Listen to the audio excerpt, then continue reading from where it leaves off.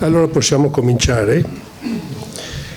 Io sono Gianni Fabbri e il gruppo che ha prodotto questo libro mi ha incaricato di dare gli elementi principali, insomma la struttura e le motivazioni per cui questo libro è stato prodotto a suo tempo e il senso anche della sua riedizione di cui parliamo oggi. Il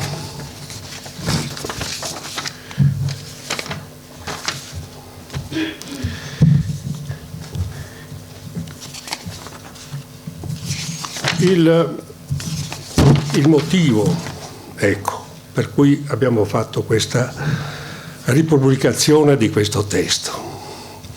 A soli 8 mesi dalla prima pubblicazione, ora esaurita, viene presentata la ristampa di Venezia, il dossier UNESCO e una città allo sbando. Una raccolta di scritti sui temi cruciali di città e laguna, a cui sono stati aggiunti ulteriori contributi. 8 mesi segnati da drammatici eventi, i 2 incidenti delle grandi navi e le devastanti acque alte di novembre e dicembre. Una conferma dei gravi rischi cui è sottoposto il sito UNESCO di Venezia e della sua laguna. La prima pubblicazione era un documentato segnale di allarme, rivolto in particolare al Comitato per il Patrimonio Mondiale dell'UNESCO, che si riuniva a Baku nel luglio del 1919. In quella riunione vi fu una singolare decisione dell'UNESCO: rinviare la discussione sul caso Venezia alla prossima assemblea del Comitato, da tenersi nel 2020, ma al contempo, senza discussione, rovesciare precedenti convinzioni UNESCO sulla necessità di eliminare la presenza delle grandi navi nella laguna di Venezia. In questi giorni sono stati in corso a Venezia i lavori della missione UNESCO per documentarsi sullo stato in cui versano città e laguna, in preparazione della prossima assemblea del Comitato. La nuova edizione, quindi, di questo libro si presenta con l'attualità imposta dai drammatici eventi susseguitisi nel 2019 e dall'approssimarsi di nuove decisioni dell'UNESCO sul caso Venezia. Ma queste sono motivazioni, contingenti. In realtà la pubblicazione originaria e questa ripubblicazione hanno anche una motivazione più strutturale, più, di lungo periodo. Perché noi riteniamo che la conoscenza delle realtà, la conoscenza dei fenomeni, la individuazione dei problemi e la descrizione, la proposizione di idee per risolvere questi problemi debba essere un elemento fondativo di qualsiasi scelta politica.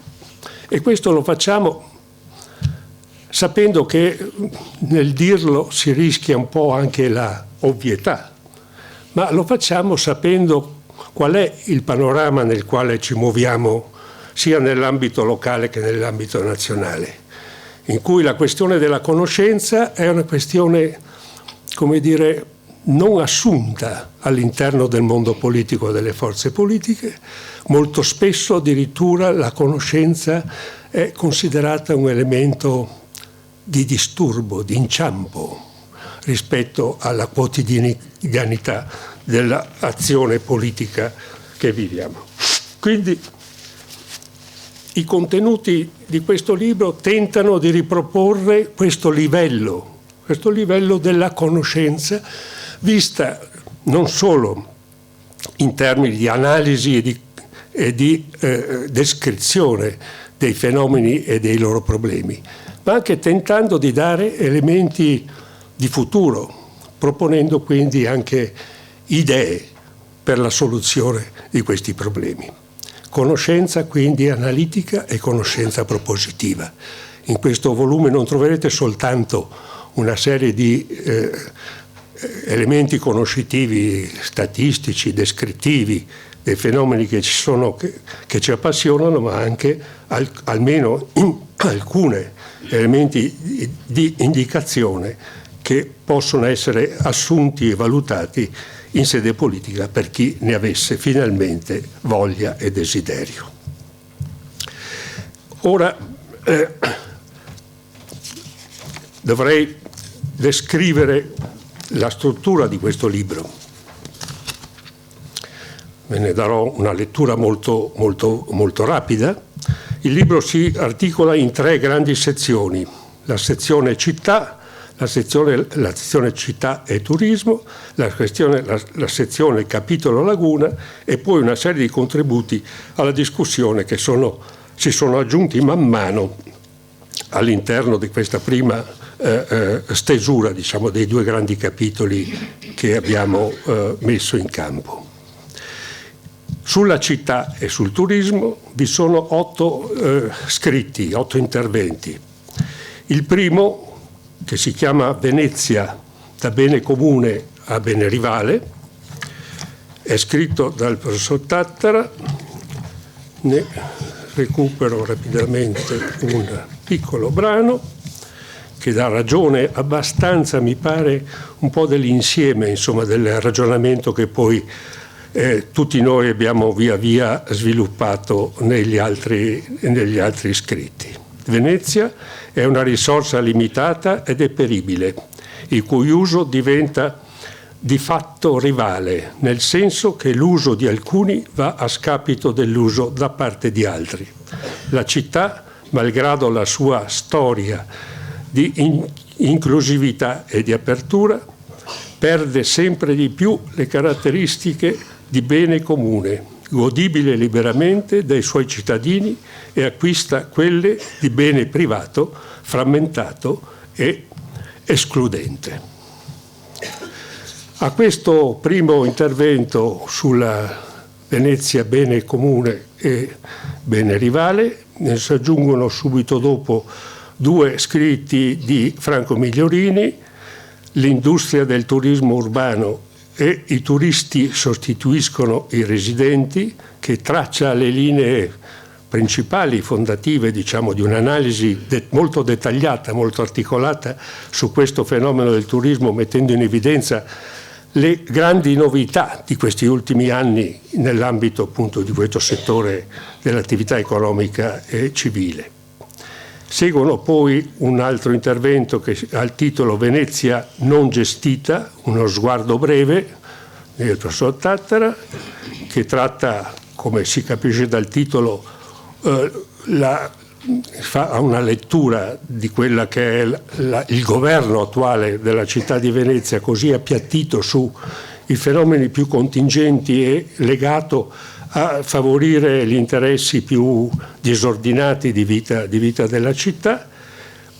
Un ulteriore intervento, un ulteriore scritto che si chiama a titolo Ripopolare Venezia, fatto da me e dal professor Tattara, che tenta di tracciare alcune linee di come affrontare questo drammatico problema dell'esodo e pensare a una riproposizione di città con un altro tipo, un'altra dimensione dal punto di vista anche demografico. Poi un altro scritto che ha come titolo Un patto sociale tra residenti stabili e turisti residenti, fatto da me, che anche qui traccia le linee di una possibile alleanza tra la componente più stabile, più, come dire, radicata nella città, che è del turismo residenziale, pur con tutti i limiti di cui parleremo abbondantemente anche dopo, insieme con le residenti per una città vivibile.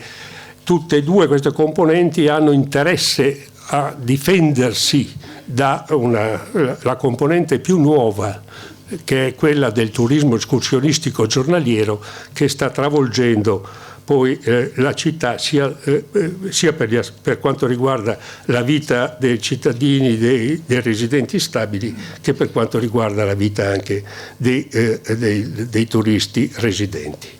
Infine, per questo capitolo, per un diverso sistema di accessi degli escursionisti giornalieri fatto da me, che disegna un ipotetico modo di controllare i flussi turistici del turismo escursionistico giornaliero, sia in termini di dislocazione territoriale dal punto di vista dei luoghi di arrivo, di selezione e di imbarco per Venezia, che dal punto di vista poi del contenimento dimensionale di questo straordinario e pericolosissimo fenomeno.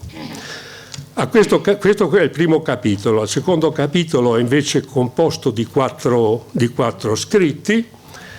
Si chiama, il titolo generale è La Laguna, e qui vi è ripreso da Migliorini il tema del turismo, allargandolo all'ambito lagunare complessivo, quindi tracciando le linee anche qui di elementi nuovi che si sono verificati negli ultimi anni per quanto riguarda questo settore, non solo riferito all'ambito urbano ristretto, ma alla sua dimensione più complessiva e lagunare. Poi un secondo e un terzo scritto, due del Resort Tattara, Venezia, il porto passeggeri e le grandi navi, e un altro scritto successivo, le grandi navi fuori dalla laguna. Anche qui un tema che verrà ripreso poi dopo da vari interventi, tra cui quello di Silvio Testa, dove si tratteggiano gli elementi, diciamo, di una vicenda che ormai è quasi decennale, della presenza di questi mostri all'interno della laguna, guardandoli però non soltanto dal punto di vista ambientale, dei fattori di rischio, dell'inquinamento, eccetera, ma anche guardandoli dal punto di vista degli effetti occupazionali. Quindi come dire, in qualche modo smentendo una serie di elementi di fake news che sono diventate come una specie di ritornello nella vita culturale e civile di questa città, dove questi fenomeni sono stati dichiarati con caratteristiche occupazionali sia dal punto di vista dimensionale che dal punto di vista qualitativo assolutamente sbagliati. Infine, un ultimo scritto di questo settore, e un ultimo paragrafo di questo capitolo, un titolo Grandi navi grandi canali per grandi navi, un'analisi che ho fatto io sulla caratteristica dei canali navigabili all'interno della laguna di Venezia, in previsione del passaggio delle grandi navi nel canale dei Petroli e nel canale Vittorio Emanuele II, mostrando come questi due canali, o questo canale e questa partenza di canale che è il Vittorio Emanuele II, quali trasformazioni subirebbero nel caso ci fosse un utilizzo delle grandi navi nel loro percorso. Ecco, a questi primi due capitoli si aggiungono poi una lettura molto analitica e molto dettagliata di quelle che sono state le raccomandazioni del rapporto di missione UNESCO del 2015, che fece un'attività molto meritoria dal punto di vista conoscitivo della situazione veneziana, da cui venne fuori una serie di raccomandazioni molto puntuali, rispetto alle quali una per una abbiamo ritenuto utile, non solo doveroso, ma soprattutto utile, descrivere per ogni raccomandazione dell'UNESCO che cosa non era stato fatto da parte dello Stato italiano o da parte dell'amministrazione comunale. Quindi c'è uno screening molto completo e molto dettagliato di questo rapporto tra le le raccomandazioni dell'UNESCO e poi la realtà dello stato di fatto, così come si è venuta verificando in questi anni dopo il 2015.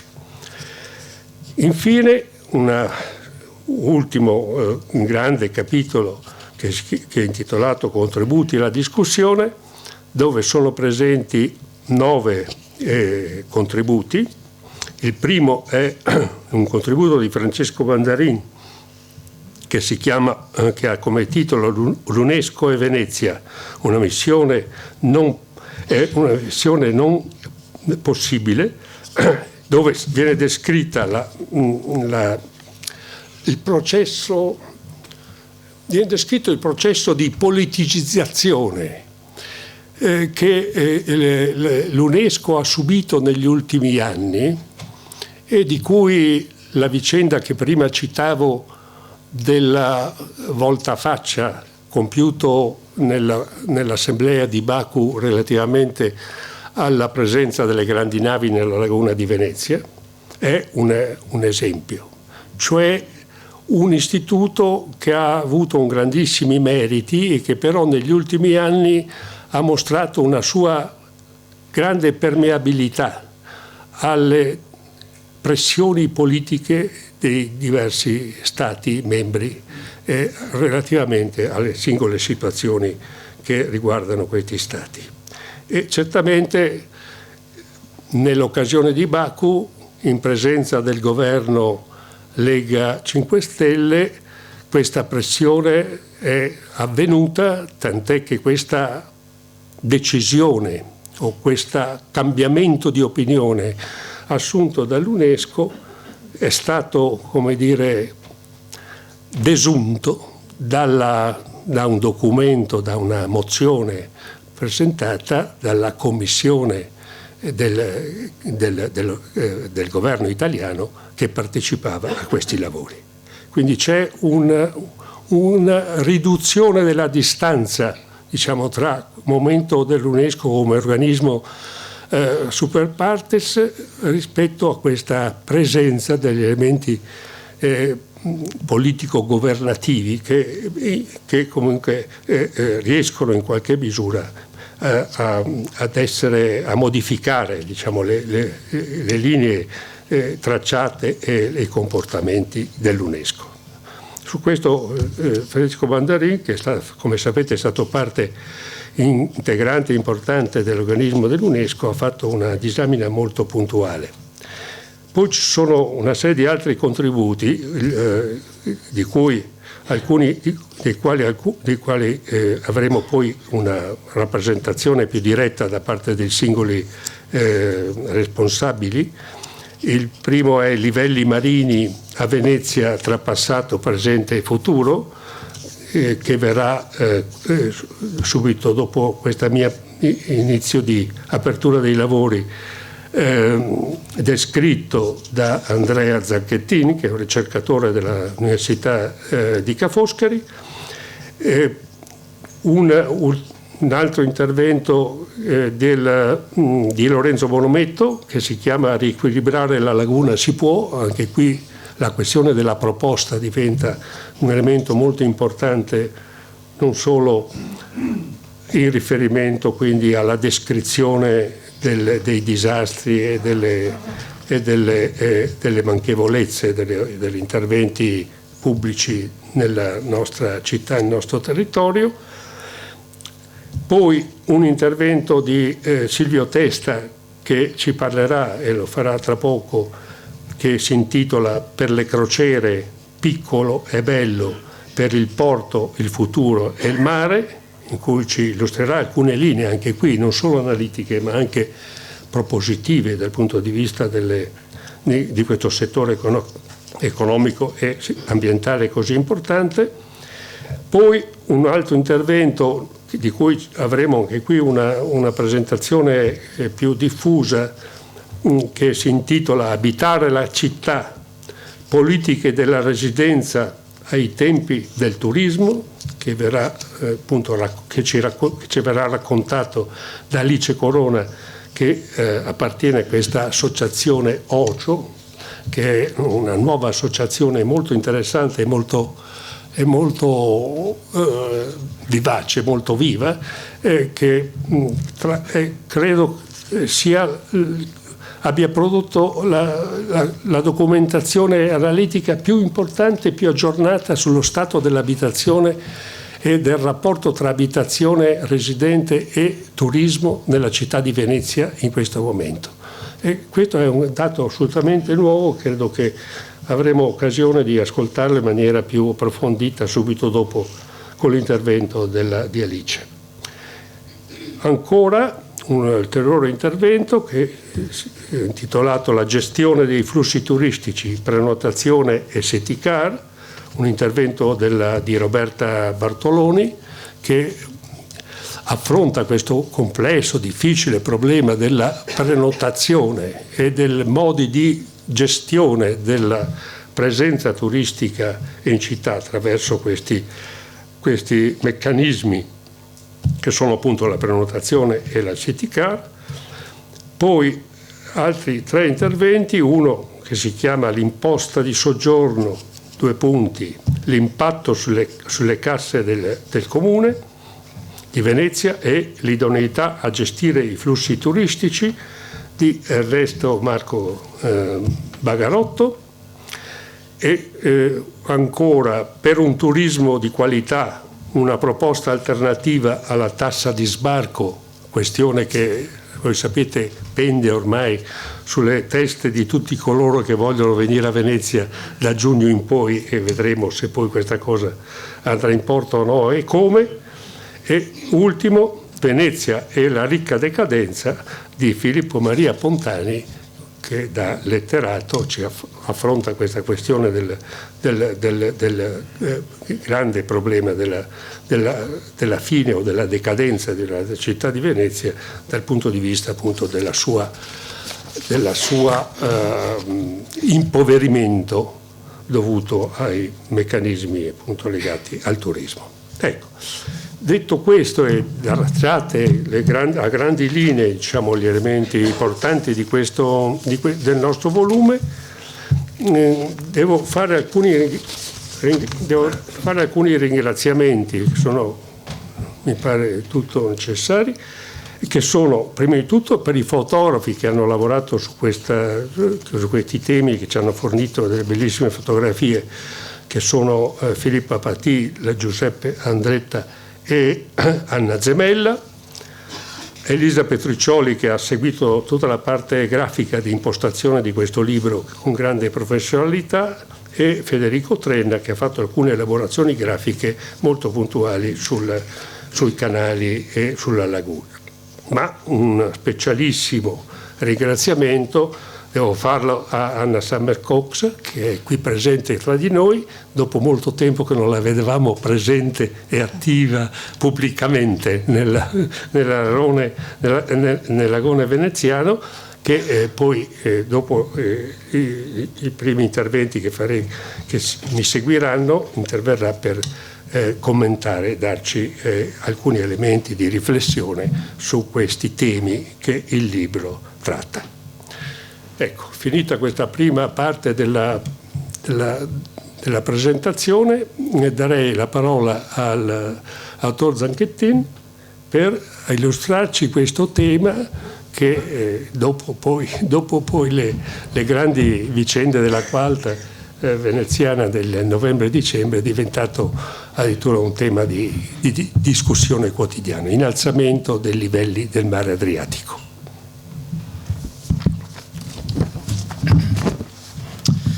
Buonasera a tutti, un ringraziamento innanzitutto agli editori, soprattutto a Giuseppe Tottara per l'invito a contribuire a questo dossier. Il mio intervento di oggi ha come titolo lo stesso titolo del contributo al dossier. È evidente che condensare tutta la complessità del legame intimo tra Venezia e il mare in pochi minuti è improponibile. Per cui mi concentrerò su alcuni aspetti, sperando che siano spunti di riflessione e magari anche di discussione più avanti. L'idea è quella di dare uno sguardo al passato e anche uno al futuro, come rappresentato in questa slide iniziale, Probabilmente non c'è bisogno di dire molto sulla figura di sinistra. Quello che è illustrato è l'andamento dei livelli medi del mare, mediati annualmente, dall'inizio delle misure, 1872 fino all'anno scorso. L'andamento in crescita è inconfutabile e adesso è associato anche un aumento del numero di eventi di alta marea eccezionale, quella che noi chiamiamo acqua alta, che è rappresentato in questo grafico con gli istogrammi di colore blu. Guardando al futuro, questa è un'anticipazione, quello che salta all'occhio e quello che tenterò di sottolineare nel corso di questa presentazione non è tanto la proiezione al futuro di un trend di crescita, quanto piuttosto l'incertezza che è associata a questi scenari futuri, che riflette delle difficoltà, alcune intrinseche, alcune superabili, che riguardano la comprensione delle dinamiche del livello del mare a Venezia. Allora, un primo punto di riflessione, guardando al passato, riguarda il fatto che Venezia è rimasta praticamente immutata nel corso di molti secoli, e questo forse ci dà un po' la falsa impressione che il contesto naturale in cui Venezia si colloca sia un ambiente tutto sommato naturalmente stabile. Non è così, lo sappiamo benissimo, siamo qui a parlare di un dossier UNESCO. A questa stabilità, tra virgolette, si contrappone poi quel senso di ineluttabilità che emerge da notizie che riguardano eventi di acqua alta eccezionali, drammatici per la città e per la laguna, che negli ultimi anni tendono a diventare, ad avere una risonanza mediatica a livello globale. Per chi non capisce l'inglese, questo titolo del Mail Online recita: Venezia potrebbe scomparire entro 100 anni, il cambiamento o l'innalzamento del livello medio del mare a scala globale potrebbe far sprofondare la città italiana, così anticipano gli esperti. Questo titolo non riguarda gli ultimi eventi dello scorso autunno, ma come vedete è datato marzo 2017, quindi Venezia è sulle news di tutto il mondo sul tema del cambiamento climatico e dell'innalzamento del livello del mare, non solo in seguito agli ultimi eventi che ben conosciamo. È chiaro che attribuire buona parte di quello che Venezia sta vivendo oggi in termini di innalzamento del livello del mare, eventi di acqua alta, il cambiamento globale di origine antropica, da un lato ci infonde un senso forte di responsabilità, dall'altro lascia anche presagire una certa possibilità di intervento per quanto riguarda il futuro e la salvaguardia di Venezia, non tanto a livello di minimizzazione locale degli impatti, ma proprio anche di azione concertata a scala globale per tentare di minimizzare piuttosto che gli impatti proprio questi cambiamenti. Allora, diciamo che l'innalzamento del livello del mare a Venezia si colloca in effetti in un contesto di cambiamento globale in cui anche in questo caso c'è un ineluttabile innalzamento del livello medio del mare, illustrato in questa figura, tratta dall'ultimo, questa è tratta dal sito della University of Columbia, degli Stati Uniti. Quello che è rappresentato è la variazione del livello medio del mare nel corso del XX secolo, aggiornato ad oggi utilizzando dati di altimetria satellitare. Anche in questo caso quello che emerge è una crescita, quasi monotona. In realtà sembra esserci anche una certa accelerazione negli ultimi anni. Va notato l'innalzamento nel periodo intermedio, quello di 1,4 mm anno. Come vedremo poi questo assomiglia a quanto osserviamo noi a Venezia. In realtà questo passaggio da scala globale a scala locale non è così immediato.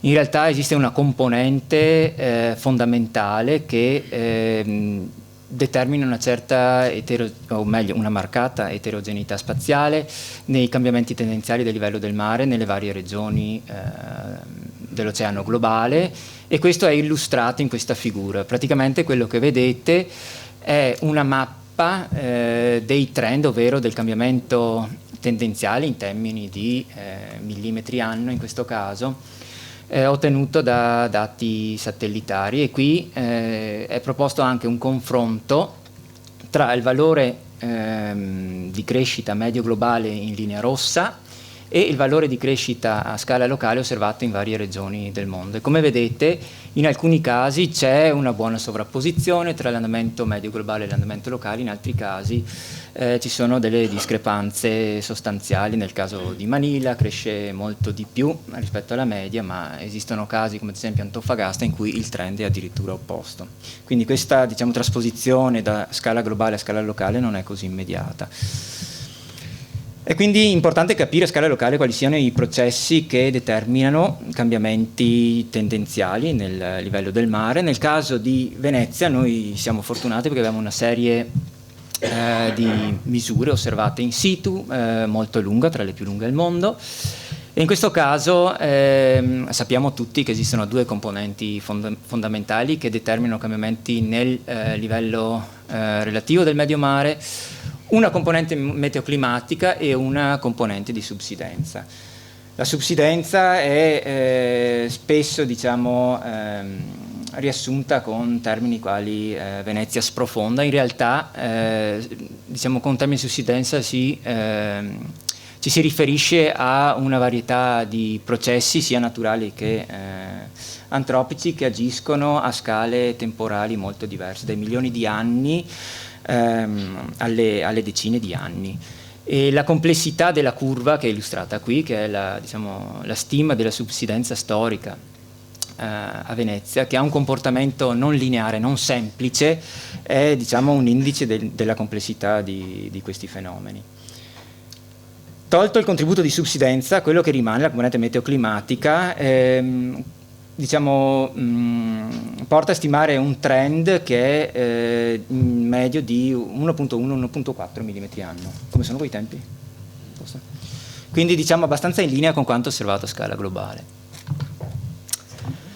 Diamo uno sguardo al futuro. Come facciamo a scrutare il futuro? In realtà ovviamente non abbiamo la sfera di cristallo, quello che possiamo fare è fare delle ipotesi e scrutare possibili cambiamenti sulla base di queste ipotesi utilizzando gli strumenti di previsione che abbiamo a disposizione, e che in questo caso sono i modelli climatici. I modelli climatici praticamente sono dei software che rappresentano un pochettino delle teorie, o comunque riassumono e sintetizzano tutte le nostre conoscenze che abbiamo in termini di dinamiche climatiche.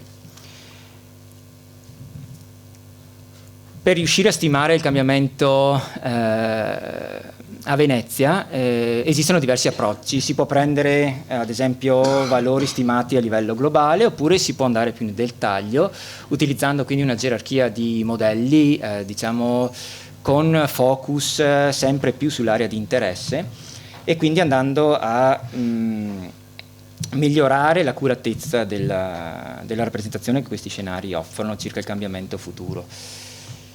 Esistono dei progetti, diciamo, internazionali che si focalizzano su determinate regioni. Ne esiste uno anche per il Mediterraneo, e questa figura riassume un pochettino l'incertezza che i modelli focalizzati sul Mediterraneo producono per quanto riguarda il cambiamento del livello medio del mare nel Mediterraneo, per quanto riguarda solo la componente termosterica, ovvero l'espansione delle masse d'acqua legate al loro riscaldamento, dunque trascurando tutta quella componente che è legata all'eustatismo, ovvero allo scioglimento dei ghiacciai e delle calotte polari, che può avere un contributo altrettanto importante, se non più importante di questo. Quello che vedete è che, tenendo conto di varie fonti di incertezza, da un lato lo scenario di emissioni antropiche di gas serra, dall'altro come questi vari modelli tengono in considerazione delle dinamiche oceaniche allo Stretto di Gibilterra, che è uno dei punti fondamentali per simulare e quindi predire correttamente l'evoluzione del livello del mare nel Mediterraneo. Vedete che anche nelle migliori delle ipotesi non si va al di sotto dei 40 centimetri di innalzamento circa rispetto all'inizio del secolo, per la fine del secolo. A questo, ripeto, andrebbe aggiunta una componente. Siamo in ritardo? 5 minuti. Sì. Ma se mai gli regalo io. Sì. Quello che cerco di chiarire adesso è un pochettino la relazione tra cambiamento del livello medio del mare e cambiamento negli eventi estremi di acqua alta. In realtà, quando parliamo di livello medio del mare e di eventi eccezionali di acqua alta, ci riferiamo allo stesso processo, ovvero il livello del mare a Venezia. E questo processo può essere descritto o sintetizzato attraverso quella che gli statistici chiamano funzione di distribuzione di probabilità. È praticamente una curva che lega il valore osservato del processo di interesse alla probabilità di accadimento dei vari valori. In questo caso è un caso idealizzato, diciamo illustrativo, si tratta di una curva normale. Abbiamo che la media, ovvero il valore atteso di questo processo, sarà 0, e gli eventi estremi di acqua alta, per esempio, saranno valori che noi possiamo definire come quelli che eccedono un valore osservato di 2, che corrispondono ad una probabilità di accadimento di circa il 5%. Cosa avviene se questo processo subisce un cambiamento nel valore medio? Abbiamo praticamente una traslazione della curva. Semplice. Quello che otteniamo, se noi consideriamo, diciamo, la soglia di valore estremo pari a 2 che avevamo considerato prima, vediamo che la probabilità di accadimento aumenta. In questo caso dal 5% che avevamo osservato inizialmente passiamo ad oltre il 10%, forse circa 13%. Pensate al valore 2 che è, diciamo, rappresentato in questo caso illustrativo, per esempio al livello soglia dei 110 centimetri di acqua alta. Questo approccio, ovvero considerare semplicemente un cambiamento della media senza guardare a cambiamenti nella forma della distribuzione, porta dei risultati che sono stati pubblicati ad esempio da Laura Carbognin e da coautori, e che portano a delle conclusioni abbastanza drammatiche per Venezia. Infatti questi autori, praticamente traslando la curva osservata degli eventi di acqua alta, ottengono che questa conclusione, la frequenza di eventi di acqua alta, ovvero maree superiori a 110 cm, potrebbe aumentare dagli odierni 4 eventi per anno ad un valore tra 20 e 250 a fine secolo. È una conclusione che è stata ripresa anche in altri articoli. È chiaro che una semplice traslazione della distribuzione è un'approssimazione abbastanza grossa, è una semplificazione notevole. Quello che potrebbe avvenire è anche che la forma della distribuzione cambia. Ad esempio possiamo avere un cambiamento nella varianza. Questo potremmo attendercelo, per esempio, pensando che non solo il livello medio del mare cambi, ma contestualmente ai cambiamenti climatici cambino anche alcuni precursori meteorologici di alcuni eventi, per esempio variazioni nell'intensità o nella frequenza di eventi di scirocco. In questo caso la forma, diciamo, della nostra distribuzione cambia, si restringe, e la stessa soglia di un valore osservato a 2, in questo caso aumenta, ma non di un valore tanto quanto osservato in precedenza, ma in questo caso solo di un 8%. Quindi, diciamo, variazioni nella forma della distribuzione oltre che alla media possono parzialmente compensare o accentuare le variazioni comportate dal solo aumento del valore medio.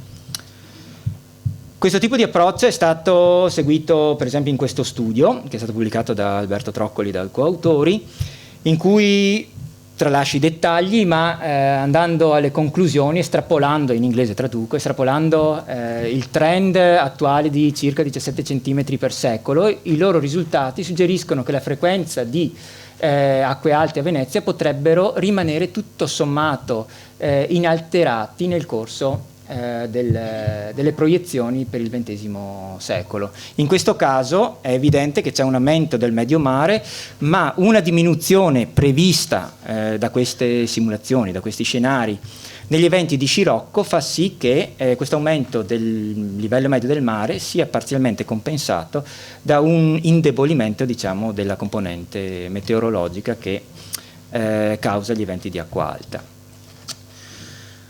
Vorrei concludere con un'immagine un po' provocatoria, è in questo caso un trend di cui non dovremmo forse preoccuparci, ma che dobbiamo sperare che continui a crescere, è il numero di pubblicazioni scientifiche peer-reviewed che emergono dal database Scopus, che è un database, diciamo, di bibliografia scientifica, inserendo come chiavi la parola Venice e la parola Sea Level. Come vedete, ci sono sempre più pubblicazioni che trattano il tema di Venezia e del livello del mare.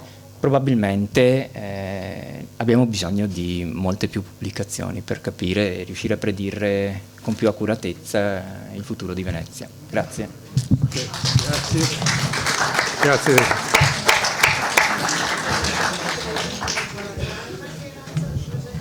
Silvio Testa. Sì? Sì.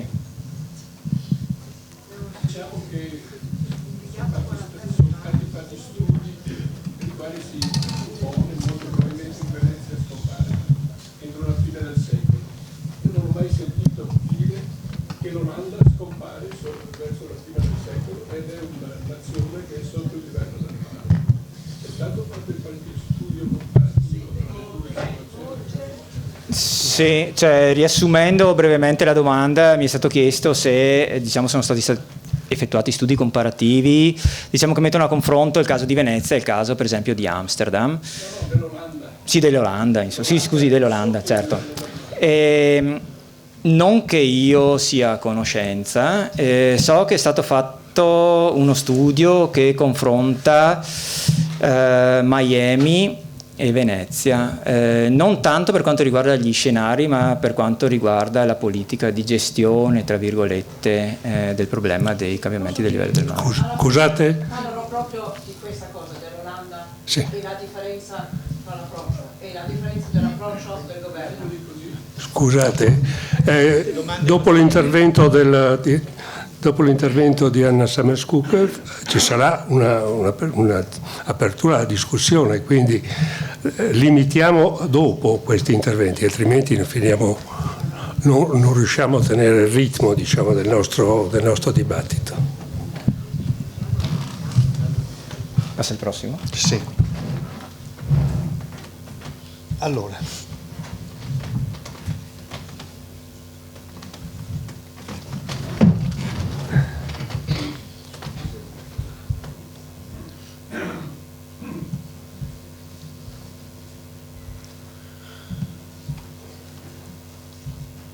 Allora, io parlo delle navi, parlo da cittadino, non sono un ricercatore, sono un giornalista anche un po' arrugginito, diciamo, perché sono in pensione da qualche anno, però insomma qualche difetto professionale l'ho conservato e tendo a cercare un po' notizie, cerco di metterle assieme se riesco, ci ragiono un po' sopra con la logica del comune cittadino, che è quella poi che guida un po', insomma, direi tutti nella loro vita quotidiana. Il tema delle grandi navi si è posto ormai da più di un decennio e avrebbe apparentemente avuto una soluzione nel 2012 con questo decreto Clini-Passera, no? Che dice sostanzialmente che si limita a ragionare sul passaggio delle navi a San Marco e nel canale della Giudecca, ne limiterebbe il passaggio a quelle superiori alle 40.000 tonnellate. Nessuno ha mai anche capito perché 40.000 tonnellate e non 50 o 35, nessuno l'ha mai spiegato, però poi introduce una disposizione transitoria. Il divieto si applica a partire dalle disponibilità di vie di navigazione praticabili alternative a quelle vietate. E questo dà già una chiave di lettura di cosa significa questo decreto, cioè vuol dire che il punto di arrivo resta la marittima e che si tratta solamente che le navi devono continuare a entrare, che entrano le navi che vogliono gli armatori, nei giorni che vogliono gli armatori, nel numero che vogliono gli armatori, nelle dimensioni che vogliono gli armatori. Questo decreto è inattuato da 8 anni, per cui è evidente che c'è un problema di fondo, no? Cioè evidentemente questa via praticabile alternativa bisogna che qualcuno si rassegni a pensare che non esiste, perché hanno cercato in tutti i modi di trovarla, hanno parlato di tangenziali lagunari, di scavo di canali, come si dice, terminal nelle bocche di porto. Chioggia ha proposto se stessa come terminal e via discorrendo. Di tutte queste proposte sostanzialmente non si è mossa foglia, e questo probabilmente dipende dal fatto che oggettivamente il decreto non funziona, cioè la via alternativa non esiste per una semplicissima ragione, cioè che il decreto appunto prende in considerazione solamente San Marco e il canale della Giudecca e non considera sotto nessun punto di vista il tema della laguna, anche se nella premessa del decreto in realtà è detto per la delicatezza della laguna, eccetera eccetera, no? Nella sostanza molti di quelli che hanno cercato di proporre delle soluzioni alternative hanno considerato la laguna semplicemente come un campo di patate, cioè un posto dove si può scavare, si possono tracciare canali rettilinei, profondi quanto si vuole e via discorrendo. Per fortuna in Italia, anche se certe proposte hanno avuto una qualche rispondenza nei governi, esiste comunque una commissione di valutazione di impatto ambientale che anche con i governi più ostili ai temi ambientali ha continuato a funzionare.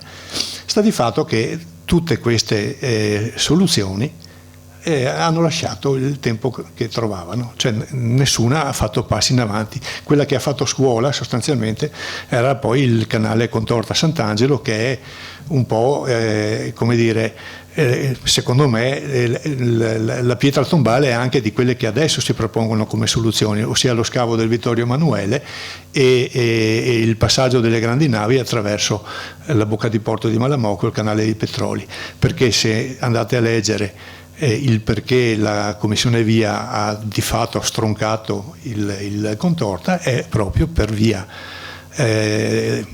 del fatto che il canale dei Petroli, così com'è, non avrebbe retto quel volume di traffico, avrebbe dovuto essere scavato, approfondito, allargato e soprattutto arginato, con la divisione della laguna in 2 bacini idraulici separati. Questa visione del Clini Passera poi contrasta sia con le premesse della prima legge speciale, no? Che dice che Venezia e la sua laguna sono problema di interesse nazionale, e con le stesse, come posso dire, valutazioni dell'UNESCO che hanno riconosciuto come sito di interesse mondiale Venezia e la sua laguna. Per cui questo decreto si pone sostanzialmente al di fuori di quella che è la norma che a parole almeno il Paese si è dato. Allora, scusate, mi vado un po' avanti. Che queste qua fanno non fanno parte di quello che voglio dire adesso.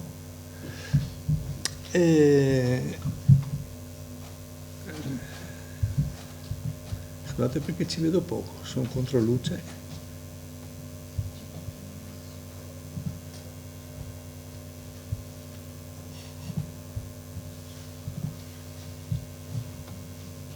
Eccolo qua.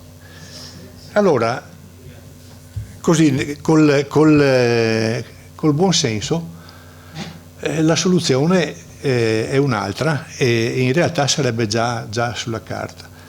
Io prima dicevo, no, come di fatto siano gli armatori a dettare le regole, no? Cioè loro decidono quali navi mandare, di che misure costruirle, 300 metri, presto 400, quando mandarle, tutte il sabato e la domenica, no? In che mesi mandarle, dove mandarle e via discorrendo. Il governo italiano non si è mai posto il problema di dire ma forse non funziona così, no? Cioè, dovrebbe essere il contrario, cioè sono io governo che governo, no? E quindi decido, no, dove vanno le navi, quali, quando devono venire, in che numero, con quanti passeggeri. Ma insomma questo ragionamento pare non trovare sponda. Aveva trovato sponda in Consiglio Comunale. Questo qua che vedete sullo schermo è l'articolo 35 del piano di assetto del territorio, che dice una cosa molto semplice. Era stato scritto a suo tempo sostanzialmente dal Comitato No Grandi Navi ed era stato accolto a larga maggioranza in Consiglio Comunale, anche quello 2012. Dice che in laguna entrano solamente le navi che sono compatibili con la delicatezza dell'ambiente e con il recupero morfologico della laguna. Ovviamente questo tema sarebbe stato da approfondire, bisognava definire, no, cosa vuol dire sostenibile, che tipo di navi, no, attraverso quali criteri di sostenibilità. È rimasto anche questo per 8 anni lettera morta. Però insomma diciamo che anche tra virgolette, guardandosi attorno, sul mercato alcune cose ci sono. Ve la ricordate questa? No? Quanti di noi l'hanno vista passare? No, questa è l'Ausonia. Ma insomma è la sorella no? 11.000 tonnellate di stazza lorda, cioè 4 volte meno di quelle previste dal decreto Clini-Passera. 21 metri di larghezza, 159 metri, 6 metri di pescaggio, 529 passeggeri. Una nave di questo genere, secondo me, potrebbe tranquillamente continuare a fare quello che hanno sempre fatto queste navi, cioè passare davanti a San Marco, passare attraverso il canale della Giudecca, certo con rimorchiatori, andare anche in marittima. Poi c'è chi dice ma sono vecchie, sono delle carrette, inquinano e via discorrendo, no? E allora passiamo alla slide successiva. La Fincantieri ha fatto, no, l'anno scorso un protocollo d'intesa con un armatore francese che ha puntato la sua attività su navi piccole e di qualità, no? Ne ha già 3, ne ha ordinata una 4ª e ha l'opzione per altre 2 fatte dalla Fincantieri in Italia, cioè da noi. Eccola qua, 10.000 tonnellate di stazza lorda, cioè anche questa un quarto del decreto Clini-Passera, 264 passeggeri, 4 metri, 5 metri di pescaggio. Oltretutto questa ha un piccolo vantaggio che nessun'altra nave ha dei motori elettrici di nuova generazione per le quali quando è all'ormeggio spegne i motori e viene alimentata autonomamente dalle proprie batterie elettriche, quindi all'ormeggio non inquina. A me parebbe che questa potrebbe essere una soluzione, anziché incaponirsi, no? A andare in cerca di continuare a scassare la laguna, no? Per far passare navi da 200, da 300 metri, questa potrebbe essere una soluzione. Pare che abbia cominciato a pensarci un po' anche l'autorità portuale, no? Perché nei mesi scorsi ha fatto un incontro con i responsabili dei porti crocieristici, diciamo, situati nelle zone più delicate dell'Europa, del Mediterraneo, proprio nel tentativo di governare le fami, chiamiamole così, no, degli armatori, cercando di frenare questa corsa al gigantismo che ormai nessuno riesce più a seguire, no? Però per adesso diciamo che pare che nel prossimo comitatone comunque continueranno a parlare dello scavo di qualche canale, vedremo, insomma, no? Speriamo che almeno l'UNESCO, cioè, cominci, visto che l'UNESCO poi aveva alla fine sposato anche lo scavo del Vittorio Emanuele, magari le entri una pulce nell'orecchio e dica qualche cosa. Poi c'è un ultimo problemino, no? che è il Mose.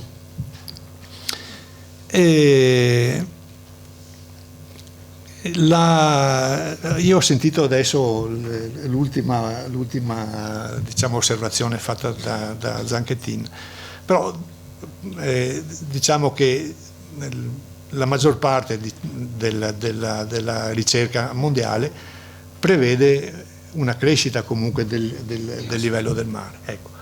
Se anche crescesse solo di 50 centimetri a fine secolo, il Mose dovrebbe chiudere circa 380 volte all'anno, no? Cioè più di una volta al giorno. E io domando che porto potrebbe sopravvivere in una situazione di questo genere.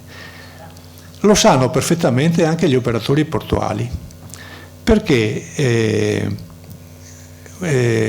Alessandro Santi, un signore che si chiama Alessandro Santi, che è il presidente di Assoagenti Venete, cioè il presidente, diciamo, degli operatori della logistica, un anno fa ha presentato alla valutazione di impatto ambientale il progetto di un terminale offshore al largo di Isola Verde, cioè all'altezza di Brondolo, diciamo, di Chioggia, collegato fisicamente alla terraferma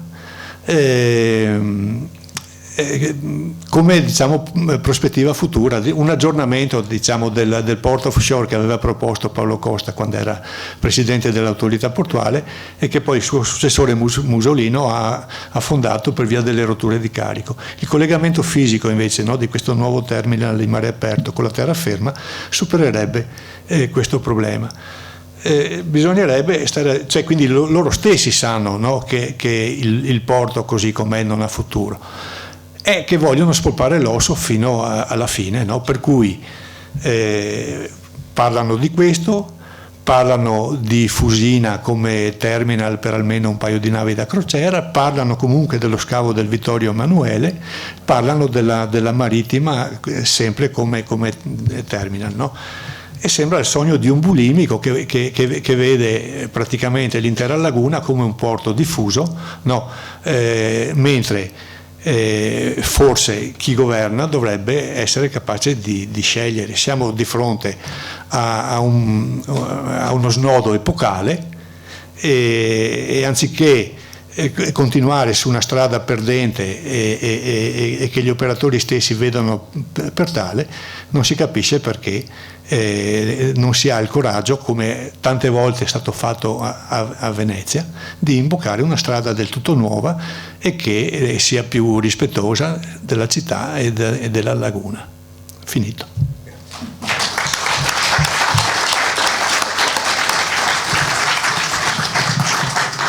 Grazie. Allora Alice Corona del gruppo dell'associazione Occio ci racconta alcuni elementi principali del rapporto tra mondo turistico e residenzialità. Sì. Si sente bene? Adesso? Ok. Allora, sono qua per presentare uno che in realtà è un sottocapitolo del nostro contributo al volume, che è intitolato Abitare la città, politica della residenza ai tempi del turismo. Nel volume trattiamo diversi temi, di cui uno sono le locazioni turistiche e l'impatto delle affittanze brevi sulla città.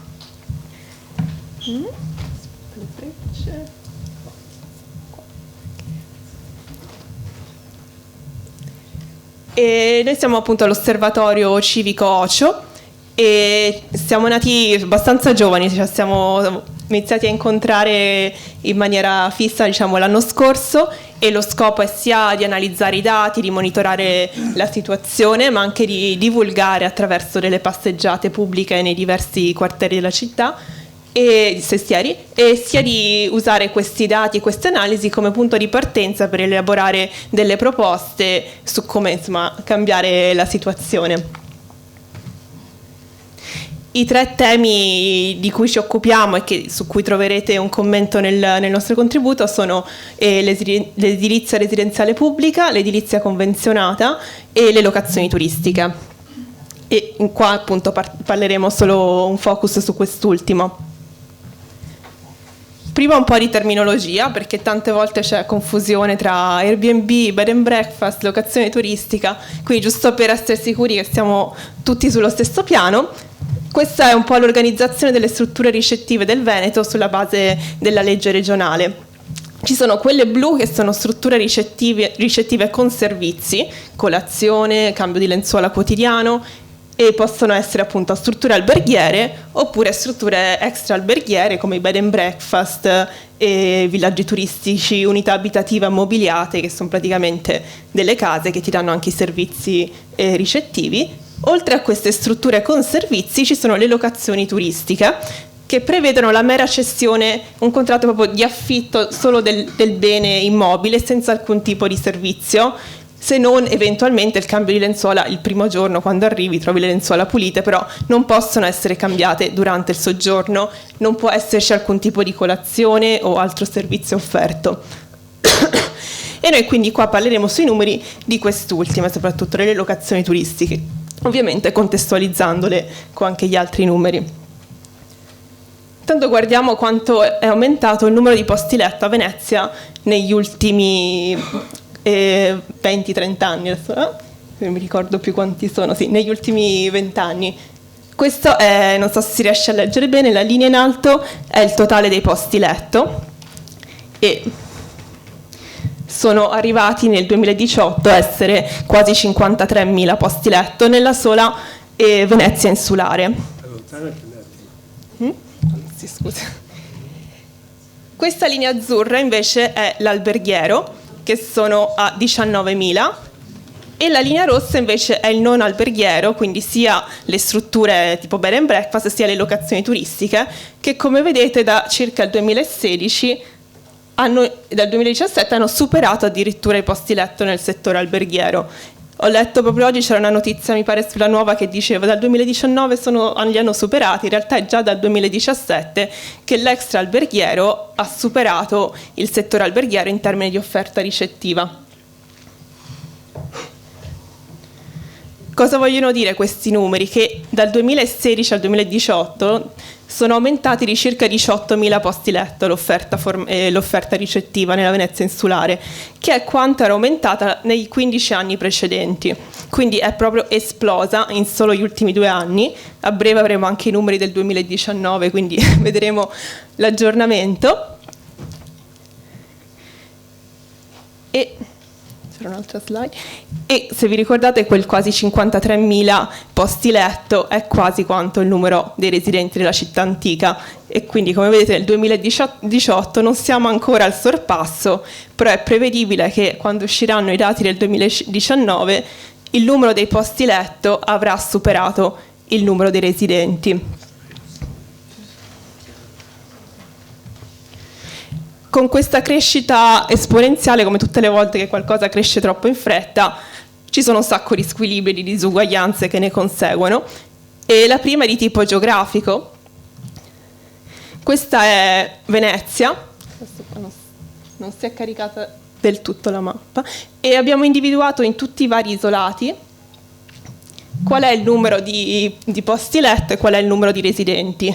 Tutti questi rosa o rossi sono quelli in cui ci sono più posti letto che residenti, tipo qua ci sono 6 residenti e 563 posti letto, e questo riguarda anche gli alberghi, però possiamo anche filtrare e guardare solo le locazioni turistiche, che dovrebbero essere più rare, e comunque vediamo che un sacco di posti, anche qua dietro San Marco, un residente, 122 posti letto solo in locazione turistica, quindi non contando gli alberghi. Sicuramente. E se zoomiamo un po' fuori vediamo che questo problema riguarda Venezia ma non riguarda tutto il territorio circostante allo stesso modo. Quindi una prima diseguaglianza forte appunto tra un posto con pochi residenti e tantissimi posti letto, che però viene governato da un'unica politica e, insomma, che riguarda tutto il territorio. Se vogliamo vederlo in maniera ancora più immediata, questi sono i rapporti di forza di residenti, posti letto e locazioni turistiche tra le varie zone del comune. Quindi vediamo la terraferma c'ha il 70% quasi dei residenti, solo il 30% dei posti letto ad uso turistico totali del comune, e se guardiamo i posti letto in locazione turistica solo il 17% sono in terraferma. Di contro la città antica, cioè i sestieri con la Giudecca, ha solo il 20% dei residenti totali del comune, ma il 76% dei posti letto in locazione turistica. E quindi questa forbice, secondo me, è proprio quasi una metafora visiva della diseguaglianza che c'è tra queste due zone della città. Oltre agli squilibri appunto geografici, diciamo, ci sono anche quelli nella redistribuzione delle risorse, cioè chi è che fa locazione turistica, chi guadagna di più, chi guadagna di meno. E anche qua metto un grafico riassuntivo. Questi sono i dati su Airbnb, quindi su Airbnb non sono tutte locazioni turistiche, però magari in qualche modo ci rendono l'idea. Abbiamo provato a stimare quanto sono i ricavi delle diverse tipologie di coloro che ospitano, e vediamo che il 5% più ricco ha quasi un terzo, cioè un 5%, quindi una super maggioranza, ha quasi un terzo dei ricavi totali che fluiscono insomma tramite la piattaforma. Invece gli host non commerciali, e questa è una definizione data a San Francisco per intendere tutti quegli host che gestiscono un appartamento per meno di 60 giorni l'anno, sono solo una minoranza, circa un terzo. Cioè quella banda grigia è un po' il margine di incertezza, perché sono cose difficili da calcolare con precisione, però insomma più o meno è un terzo. Comunque è quasi, ce ne sono di host non commerciali, però comunque in termini di cosa portano a casa è una minoranza, perché portano circa solo il 4% invece del ricavo generale che fluisce attraverso la piattaforma. Passiamo dunque a quale la regolamentazione, che fare, perché un problema è evidente davanti a tutti, l'abbiamo quantificato, abbiamo capito che cosa c'è, che cosa fare. Allora noi come osservatorio non siamo appunto dei legislatori, non siamo degli esperti delle varie norme possibili, però ci rendiamo conto che una volta vista che c'è la diseguaglianza, il primo tipo di regolamentazione deve essere necessariamente una regolamentazione volta a riequilibrare tutti quegli squilibri che abbiamo visto, quindi lo squilibrio geografico tra zone diverse della città e lo squilibrio tra chi lo fa in maniera imprenditoriale e si accaparra un sacco di profitti rispetto a chi non lo fa in questo modo.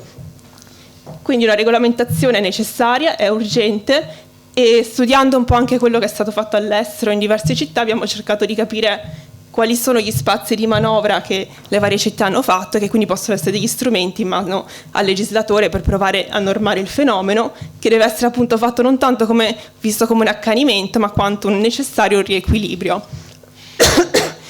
Il primo punto è definire un criterio di imprenditorialità, che tuttora non c'è, nonostante magari sia evidente a uno che osserva che c'è qualcosa di imprenditoriale. Non esiste messo nero su bianco se c'è un limite di giorni, se c'è un limite di fatturato, un limite di alloggi. E quindi una volta che uno stabilisce il criterio di imprenditorialità può decidere di vietare del tutto un certo tipo di attività, per esempio dire non si può fare per niente più di 60 giorni, oppure si può limitare e insomma disincentivare. Il secondo punto è necessario avere delle autonomie locali, perché come abbiamo visto anche all'interno dello stesso comune ci sono zone diverse che possono avere esigenze diverse, quindi è giusto che i singoli territori abbiano in qualche modo il potere di regolare il territorio in maniera autonoma. Per esempio potrebbero esserci un numero fisso di licenze e un blocco totale delle locazioni turistiche in certe zone critiche, oppure un tetto massimo alla percentuale di locazioni turistiche all'interno dello stesso edificio, e queste appunto sono tutte proposte che abbiamo visto fare da altre città che si potrebbero applicare anche qua. E l'ultimo punto, che è importante in qualche modo trasversale, è la necessità di trasparenza, controlli e sanzioni, perché da una parte, se ci sono delle leggi buone ma non c'è modo di controllarle e sanzionarle, non servono a niente, e soprattutto bisogna che anche noi cittadini sappiamo quali sono i numeri, quali sono i dati con facilità.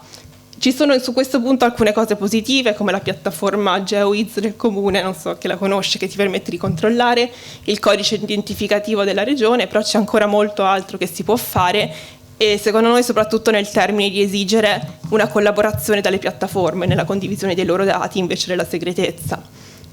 E per chiudere, altri 2 punti che noi riteniamo fondamentali è il fatto che noi abbiamo collezionato tutti questi dati da appunto quasi un anno, e quindi ci chiediamo che non solo noi ma anche le amministrazioni monitorano l'efficacia delle varie regolamentazioni.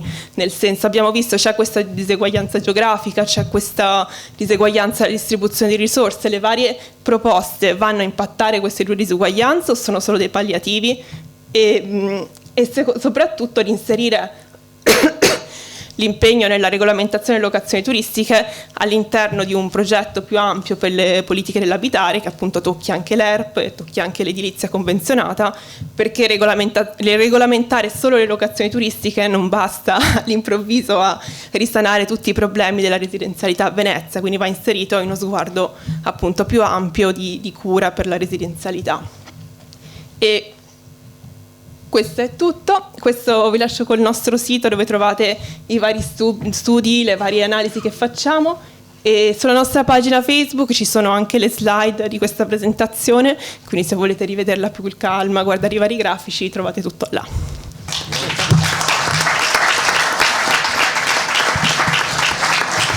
Grazie.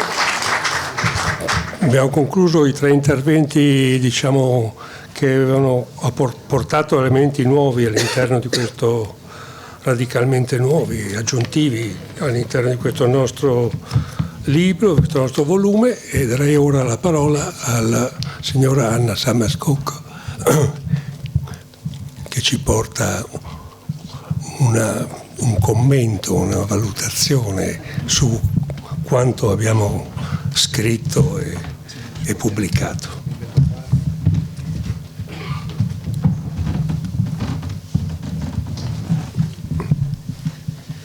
Buonasera, è un grande onore da Foreste essere invitata di parlare con voi. Ho qualche diritto a farlo perché i miei nonni avevano casa a Venezia, ci venni quando avevo 7 anni, mio nonno giace su San Michele. Ero per vari anni chairman di Venice in Peril, durante che uno dei comitati privati per Venezia, durante i quali abbiamo avuto una bellissima collaborazione con Jane Damosto e l'Università di Cambridge, a cui abbiamo dato 300.000 sterline per fare 3 anni di ricerca sullo stato della laguna, che il culmine di cui fu un grande convegno a cui vennero quasi 300 scienziati di tutto il mondo che avevano situazioni analoghe a quella di Venezia, cioè gli olandesi, il Tamigi, San Pietroburgo, i Caroliners, eccetera, per parlare dello stato della laguna e sul se fossero necessarie delle barriere, perché allora perfino quello veniva discusso. E mi ricordo che la conclusione fu unanime, all'eccezione di una persona, che Venezia aveva bisogno di barriere, ma che basterebbero per dare il tempo per considerare cosa fare dopo. Questo fu nel 2002, non solo non abbiamo le barriere, ma non abbiamo nemmeno cominciato a pensare che cosa si farà dopo, che mi ha dato purtroppo un grande scetticismo sul valore di quello che lei dice, la conoscenza e l'influenza sulla politica, che i politici considerano conoscenza un disturbo, ammesso che ne siano consapevoli. Allora, e credo anche che siamo qui tra amici. C'è qualcuno qua che vuole più navi da crociera? più turisti, più acque alte, no, non credo. Linciaggio istantaneo. Sì. Dunque, voglio dire, prima esprimo il mio apprezzamento veramente grande per questo libro, perché da giornalista, che è quello che sono diventata, la cosa di cui abbiamo sempre bisogno sono hard facts, fatti concreti, e questo è un lavoro grande di ricerca e di raccolta di hard facts che saranno utili almeno a noi giornalisti, anche se non arrivano necessariamente ai politici subito, ma poi cercherò di suggerire qualcosa. Immagino che l'abbiate anche scritto per aiutare l'UNESCO nella sua missione di proteggere Venezia, un aiuto di cui l'UNESCO non si è dimostrato degno. E per dimostrare la distruttività delle scelte e non scelte delle autorità. C'è una bella frase che probabilmente è sua all'inizio, che voglio citare varie volte: Venezia deve disporre di un progetto per un futuro che è già presente. La mancanza di un progetto è la cosa che forse è più scioccante e che suscita più incredulità nei non italiani, che per Venezia non c'è un progetto ombrello, diciamo. Allora, il diavolo, diciamo noi inglesi, o Dio, è nel dettaglio. E ho molto apprezzato la sezione delle raccomandazioni fatte dall'UNESCO nel 2015. Ora vorrei fare una precisazione: quelle non furono fatte dall'UNESCO, furono fatte da ICOMOS, International Council on Museums and Sites, che sono esperti che vengono incaricati dall'UNESCO per fare delle ricerche. Sono venuti e hanno scritto un rapporto di fuoco sulla situazione che hanno trovato a Venezia, che fu sottoposto al Comitato per i siti di patrimonio universale ad Istanbul, e poi vi racconterò quello che è successo perché io c'ero.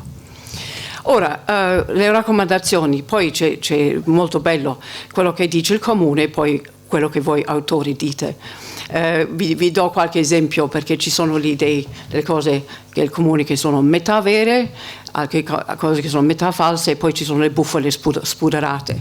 Allora, per esempio, raccomandazione numero 3, UNESCO: dovete sostenere gli abitanti nella manutenzione e restauro delle loro case. Risposta del comune: risorse 2014 al 20 di 45 milioni. Commento degli autori: mai assegnati.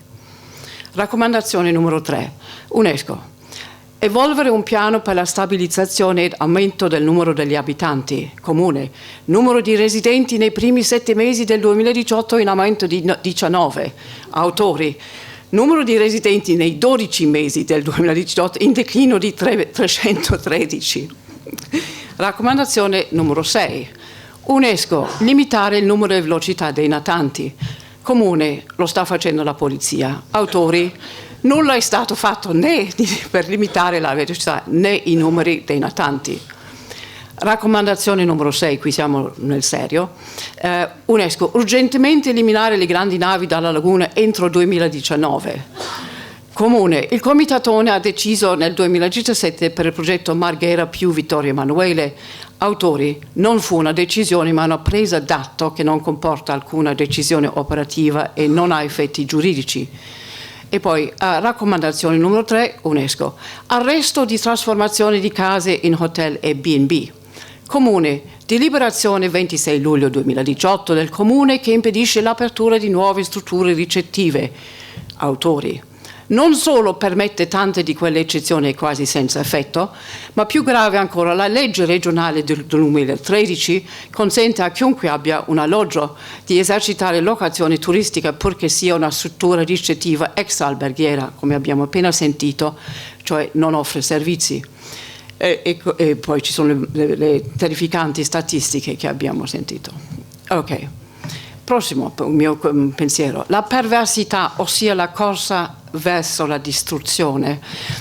Ho notato varie cose, ci sono tante cose scioccanti, interessanti, commoventi in questo libro, ma Giuseppe Tattara, per esempio, Tattara.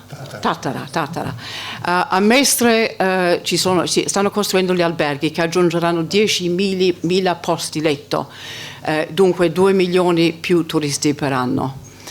Di nuovo, professor Tattara, l'insistenza cocciuta sulle navi da crociera quando portano poco vantaggio alla città. Per esempio che il rifornimento e i servizi alle navi vengono fatti in hub centralizzati, non a Venezia, e che l'autorità portuale stima che le navi da crociera portino 284 milioni per anno, ma di questo 84% è composto da quello che spendono i passeggeri, che sono facilmente sostituibili da altri turisti, se si volesse, non è che ne manchino. Silvio Testa dice che fare di Venezia un porto di grande si dovrebbe fare di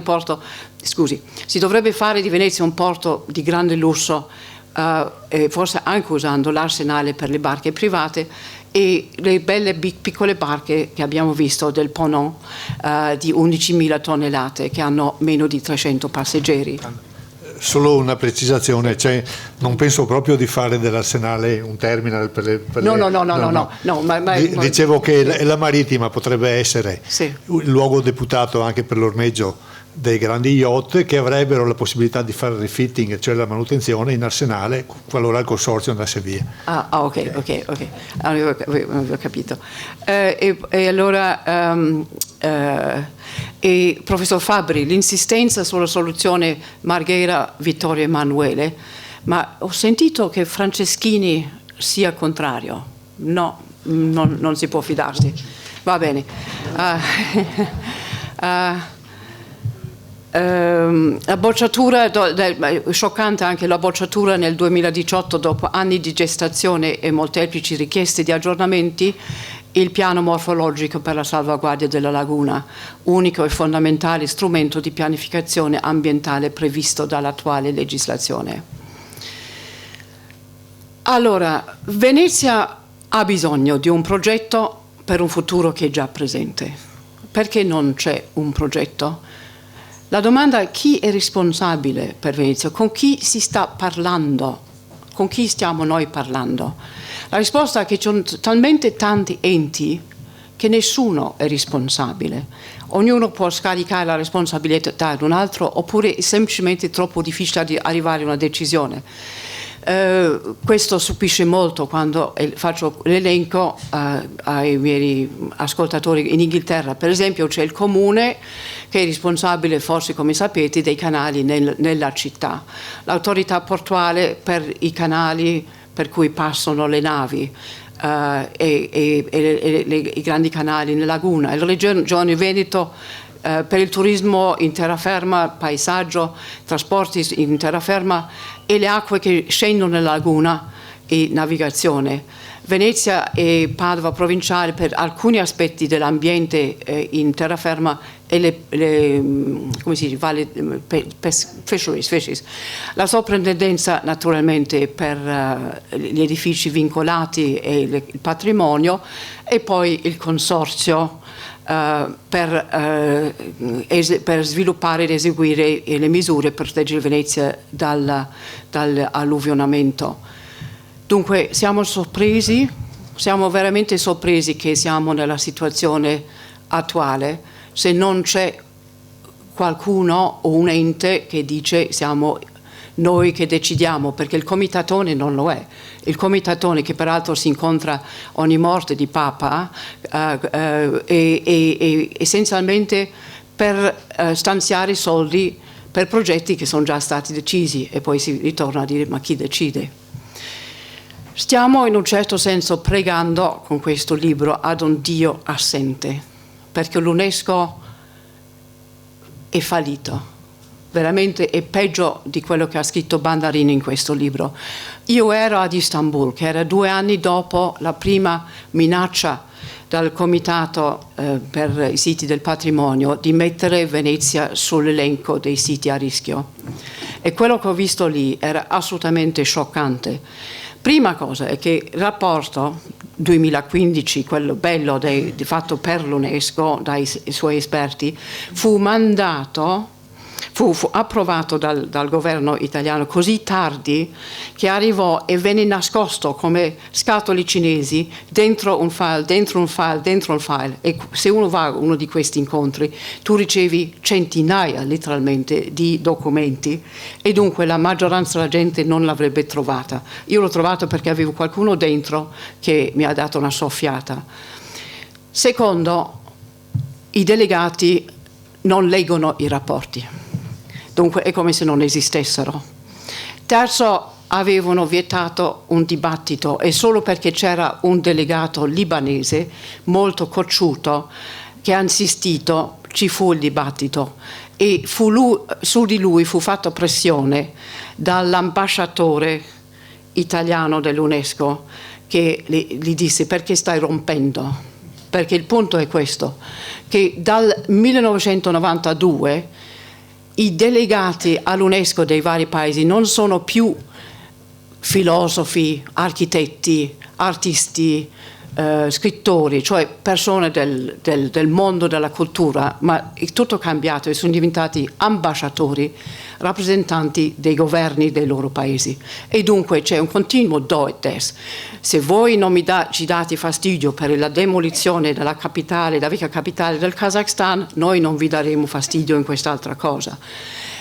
Peraltro quasi solo 2 siti nel mondo occidentale sono stati messi sui siti a rischio, 55 nel terzo mondo, una cosa che il terzo mondo sente con un certo dispiacere, si considerano svantaggiati e dunque c'era il minimo rischio che l'Italia sarebbe stato messo sull'elenco dei siti a rischio e non è successo di nuovo nel 2019 e completamente l'UNESCO sotto il pollice adesso dei governi dei membri stati. Dunque UNESCO è un Dio assente, dimentichiamo di sperare di avere qualche aiuto da loro.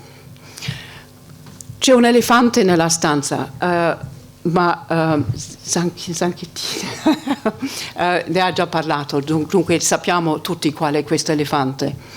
L'elefante potrebbe stranamente venire ad aiutarci, perché e questo è qua dell'innalzamento dell'acqua. È veramente vero, era un po' troppo drammatico quel titolo del Daily Mail, però se le cose vanno avanti come stanno adesso, Venezia non ha un futuro a lungo termine. La questione è solo quando, non se, finirà sotto l'acqua. Si potrebbe adesso cominciare ad usare questo macro problema per costringere il governo italiano di cambiare il tipo di gestione che ha la città.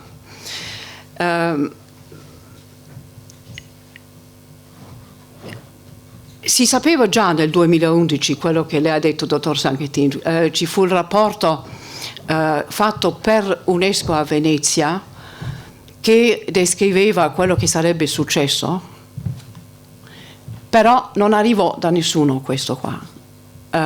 Sono stata a Roma, ho incontrato il sottosegretario nel Ministero dei Beni Culturali, che peraltro era stato il sovrintendente per i beni architettonici di Venezia. Lui non l'aveva mai visto, è rimasta lettera morta. Cecchi? No, sì, difatti. Roberto Cecchi.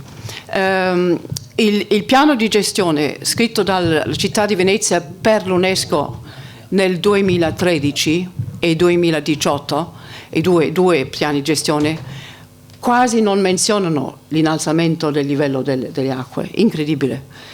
E 2 volte, nel 2016 e il 2019, il Comitato dei Siti del Patrimonio di UNESCO non ne hanno fatto menzione. Dunque, non è ancora stato assorbito dalle autorità che ogni tanto pensano a Venezia, però le cose stanno cambiando. La congiuntura è propizia, il mondo sta cominciando a soffrire e Venezia non deve più farcela da sola. Bisogna fare del lobbying molto professionale e coinvolgere quelli che hanno già grande esperienza nella gestione di situazioni ecologiche complesse. Quando dico lobbying professionale voglio dire fare della ricerca su chi sarebbero le persone con il potere di influire sulle decisioni. Non necessariamente sono le persone che hanno un titolo, ma ci sono persone a Roma, e quelli che conoscono bene la situazione romana sanno chi nel Senato ha una voce e chi in Parlamento. Abbiamo anche dalla nostra parte Greta Thunberg. Se si vuole coinvolgere Greta Thunberg, coinvolgiamo Greta Thunberg. Questo decennio è stato designato dalle Nazioni Unite per la scienza il decennio per la scienza degli oceani. La grande acqua alta del novembre scorso ha fatto notizia in tutto il mondo. C'è stato uno studio dell'Università di Kiel pubblicato in Nature, che è una rivista molto scientifica, molto autorevole, su quello che significherà il cambiamento climatico per 49 siti del patrimonio UNESCO a 10 metri e meno dal livello del mare intorno al Mediterraneo. E indovinate qual è il posto più a rischio? È nord-est Italia, Venezia, Aquileia, Ravenna e Ferrara. Sono poi Cartagine, però questa parte dell'Italia è a rischio massimo. Loro propongono vari scenari secondo quanto riusciamo a controllare l'aumento di greenhouse gases, ma scenario numero 3 prevedono innalzamento del mare del 60 centimetri. Scenario numero 4 siamo nel disaster movie area. Però Venezia, Aquileia, Ferrara, Ravenna potrebbero parlarsi forse. Sai, non è un problema solo di Venezia, è un problema veramente grosso per il nord-est Italia. E poi c'è il Green Deal, l'affare verde, il piano ecologico di Ursula von der Leyen, presidente della Commissione europea. Ora, quei 1.000 miliardi di euro che lei dice saranno spesi nei prossimi 10 anni per convertire l'economia sporca, diciamo, ecologicamente sporca, un'ecologia carbon neutral, sono tutte a disposizione, certe sono già state allocate e sono soprattutto per cambiare l'economia basata sul carbone della Polonia, della Germania, eccetera, somme ingenti. Però qualche miliardo forse si potrebbe trovare per Venezia come un simbolo di quello dell'Europa, di un'importanza assoluta. Ma per avere questi soldi bisogna sapere come andare a chiederli, e naturalmente deve essere il governo a farlo, e poi se viene fatto non che ce lo danno e dicono vabbè ragazzi spendeteli come volete, ci saranno anche dei controlli. Dunque perciò dico che cercare di risolvere o affrontare il macro problema potrebbe portare a dei cambiamenti nella gestione di Venezia. Ferrara, che sono molto bravi a Ferrara, stanno collaborando con l'Unione Europea da vari anni e hanno una strategia di adattamento per il loro sito, proprio per questa cosa delle acque della delta del Po. Roberto Fusari, il sindaco di Ferrara, dice per quest'anno hanno organizzato 2 progetti di cooperazione con l'Unione Europea su questo. Dunque vale la pena, come detto, parlare con i vostri vicini. Allora, il signore davanti a me ha chiesto dei Paesi Bassi. I Paesi Bassi, 1953 arriva la grande alluvione e muoiono più di 1000 persone. Questo è qualcosa che cambia la mentalità, e hanno capito che non potevano più lasciare la gestione della difesa delle acque di un paese che è 70% sotto il livello del mare alle autorità locali, e hanno fondato qualcosa che si chiama The Delta Plan, adesso si chiama The Delta Program. Si potrebbe benissimo collaborare con loro. Hanno perfino una persona nella loro equipe che esiste per la collaborazione internazionale. Lavorano con la Cina, lavorano con gli Stati Uniti. sanno già quello che faranno fino al 2050, ma sono certi che la situazione cambierà con grande velocità dopo, e ogni 6 anni fanno una revisione dei loro piani e collaborano con tutte le autorità dei Paesi Bassi, fino ai paesini abbastanza piccoli, con business, con gli NGO, e ogni anno danno un rapporto al governo, perché hanno hanno un commissario governativo con grandi poteri, per dimostrare quello che hanno fatto e quello che faranno nell'anno seguente. Dunque, la mia conclusione, qual è? Che cosa possiamo fare con questi meravigliosi fatti concreti, questi fatti che disturbano, questi che fanno inciampare? Allora, io credo che bisogna far sì che arrivino alle persone giuste, alle potenze politiche italiane, che, come detto, non saranno necessariamente quelle più ovvie, agli enti internazionali con conoscenze particolari in questo settore, per esempio quelli di Cambridge, perché l'Inghilterra è specialmente a rischio la parte est dall'innalzamento del mare, e poi gli influencers, quelli che influiscono, che potrebbero essere anche una personalità cinematografica, ma quelli gli intellettuali che hanno la capacità di smuovere le situazioni. In altre parole, bisogna sorvolare la piccola, meschina e distruttiva realtà locale per cercare potenze maggiori. Jane mi ha presentato vari anni fa una persona splendida, professor Denise Reed, che è una scienziata ecologica inglese, che è stata fino a recentemente consigliere al governatore della Louisiana, che non è un bel stato degli USA, molto corrotto e con un grandissimo problema con la delta del Mississippi, e come voi sapete tutti ha avuto un terribile alluvione di New Orleans 10 anni fa.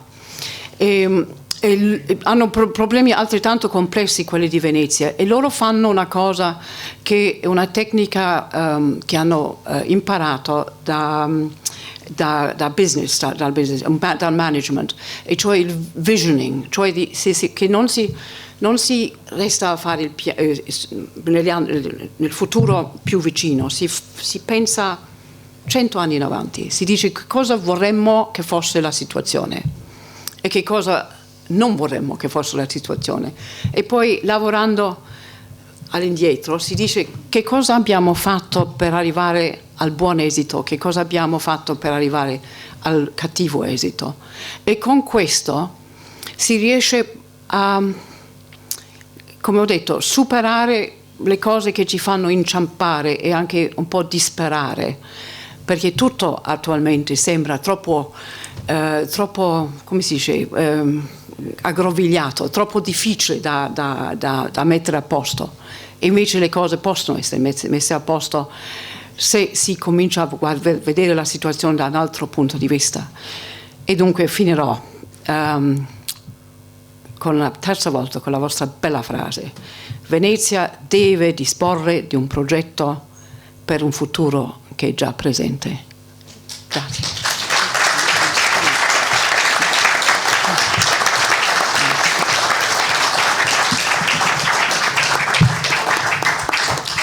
Grazie molte Anna Summercook, che ricordo non solo è una giornalista che partecipa a varie iniziative editoriali, tra cui Arts Newspaper, ma per quanto riguarda specificatamente Venezia dobbiamo ricordarci tutti che è stata a lungo presente come presidente del Venice Imperial Fund di Venezia, e che ha avuto nel 2013, è stata premiata dall'Istituto Veneto di Scienze e Lettere d'Arti col premio giornalismo, di cui tutti abbiamo memoria della cerimonia, in cui lei fece un discorso bellissimo, è stato anche uno degli elementi di memoria per i quali abbiamo ritenuto giusto, necessario, opportuno invitarla a questo nostro incontro.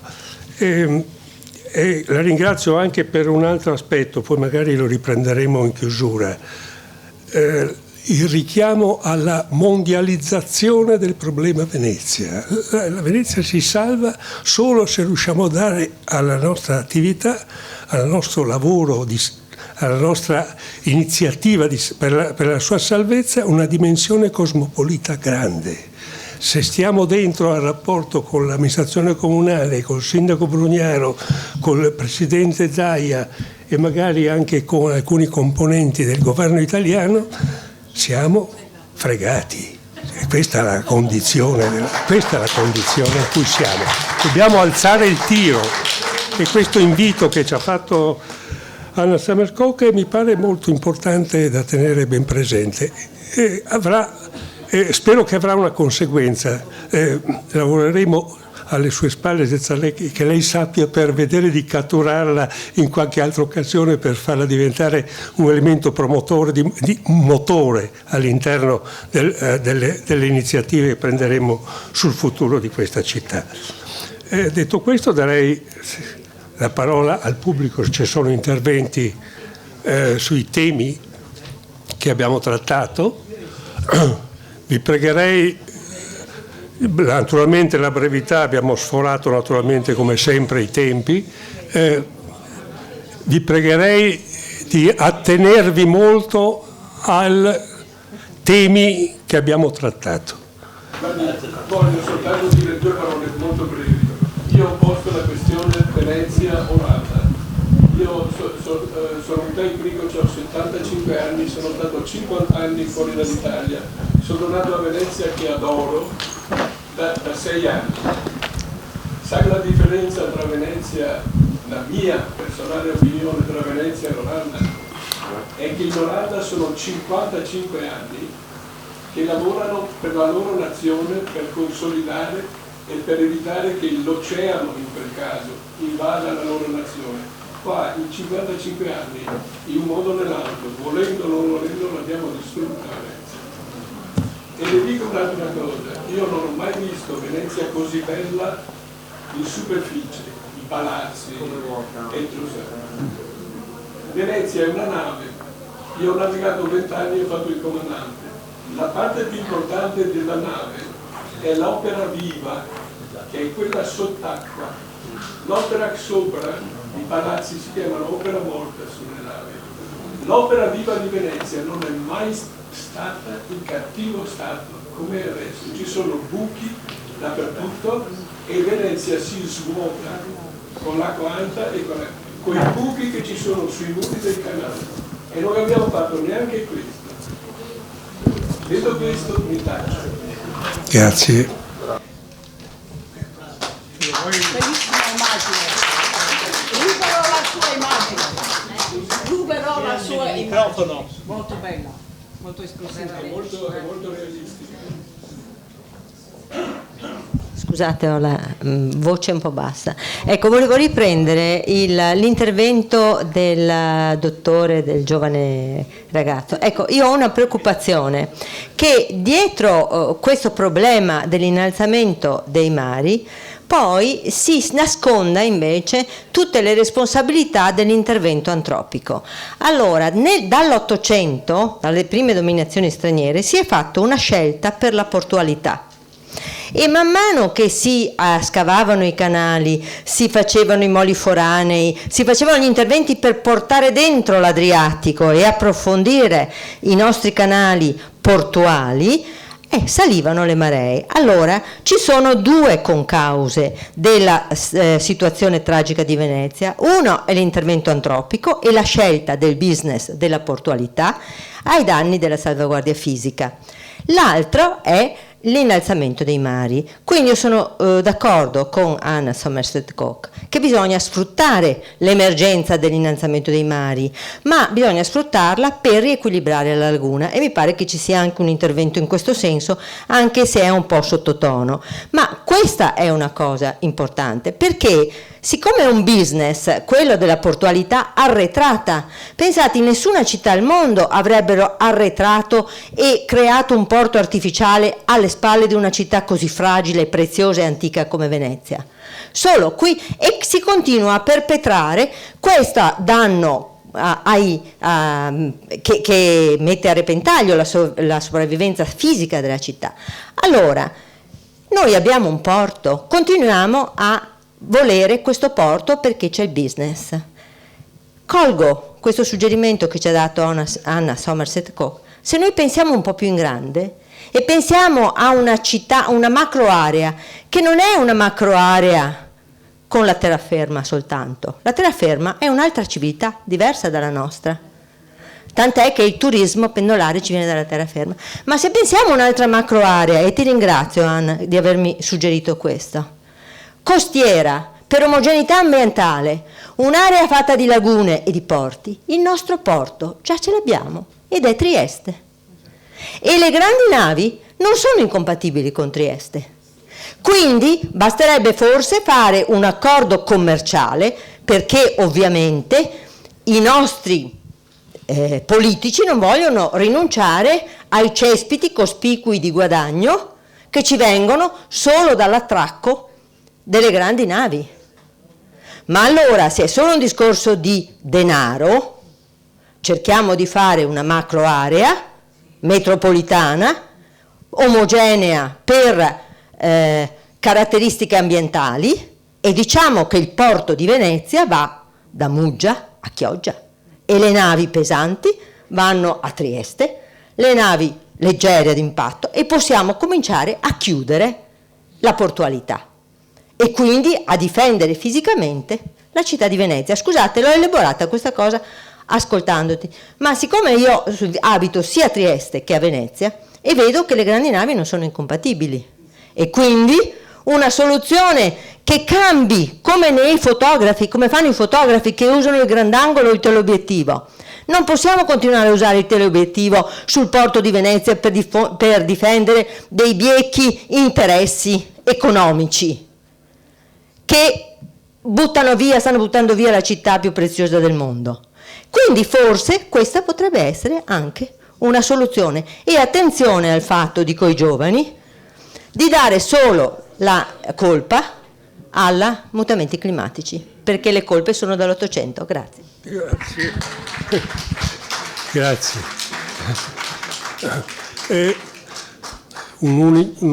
Solo un piccola postilla. La questione del porto riguarda la questione delle grandi navi, ma anche un altro tipo di settore, che è tutta l'attività commerciale e containers. E questa questione è analogamente una questione, come diceva prima Silvio Testa, che ce lo ricordava, assolutamente non affrontata. E la questione delle grandi navi è soltanto, delle grandi navi crocieristiche, è soltanto la punta, diciamo, dell'iceberg di una questione della portualità che attiene poi anche tutto il sistema del naviglio commerciale e dei portacontainers. E quindi questa è una questione molto importante che dobbiamo valutare nella sua complessità, ed è una questione che comporta la rottura delle logiche ottocentesche, non c'è dubbio. Dobbiamo andare oltre quello che è successo tra l'Ottocento e il Novecento. Questa ormai è la condizione alla quale dobbiamo collocare la nostra prospettiva. Grazie. Intanto ringrazio Migliorini che mi ha fatto partecipare a un'assemblea. L'ultima assemblea alla quale avevo partecipato nell'aula basso è dell'84, quando abbiamo presentato, allora ero assessore, la funzionalità del centro maree progetto mio e realizzazione anche assieme al professor Tomasin. Per chi non mi conosce, sono Sergio Vazzoler. Volevo fare 3 piccole osservazioni, anche perché devo dire l'interesse di questo argomento data, e Migliorini se lo ricorda, al piano comprensoriale inattuato tra il 75 all'80, perché è stato approvato una volta sola. Prima osservazione,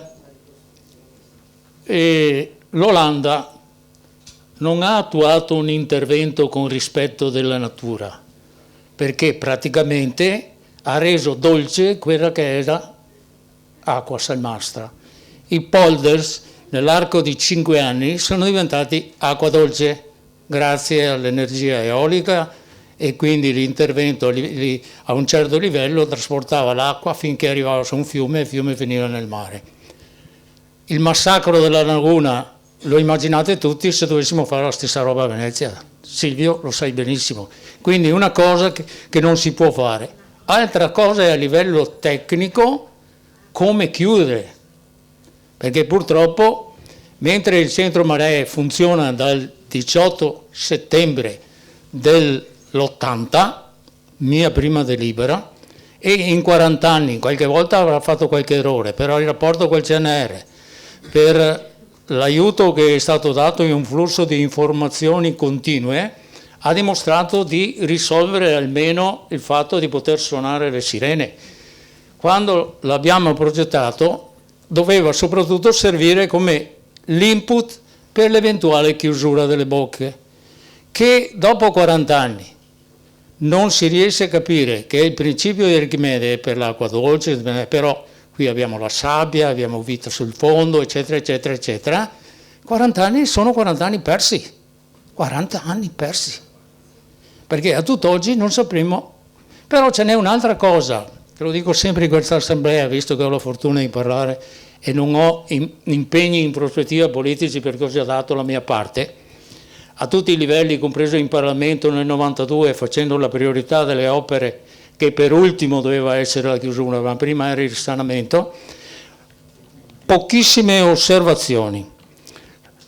La prima, per quanto riguarda la previsione dell'aumento del livello del mare, io vorrei riprendere quello che ha detto prima il ricercatore dell'università, non tanto la parte riguardante l'eustatismo, ma per quanto riguarda lo sprofondamento del territorio, perché ho visto che nell'ultimo pezzo lui vede, mentre prima c'è stata una ripresa, perché dal momento in cui non c'è stato più l'emungimento, soprattutto nella terza falda collocata a 300 metri di profondità, mi mette una ripresa.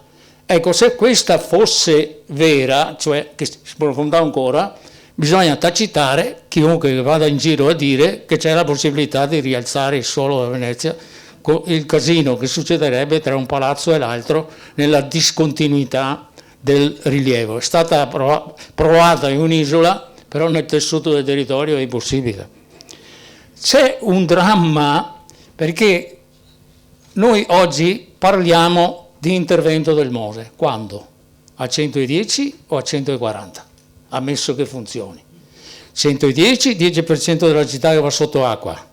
140, 60% della città che va sotto acqua. Perché a tutt'oggi, nel momento in cui si pretende magari di ritornare a comandare in questa città, non si dice questa elementare verità ai cittadini che vanno a votare?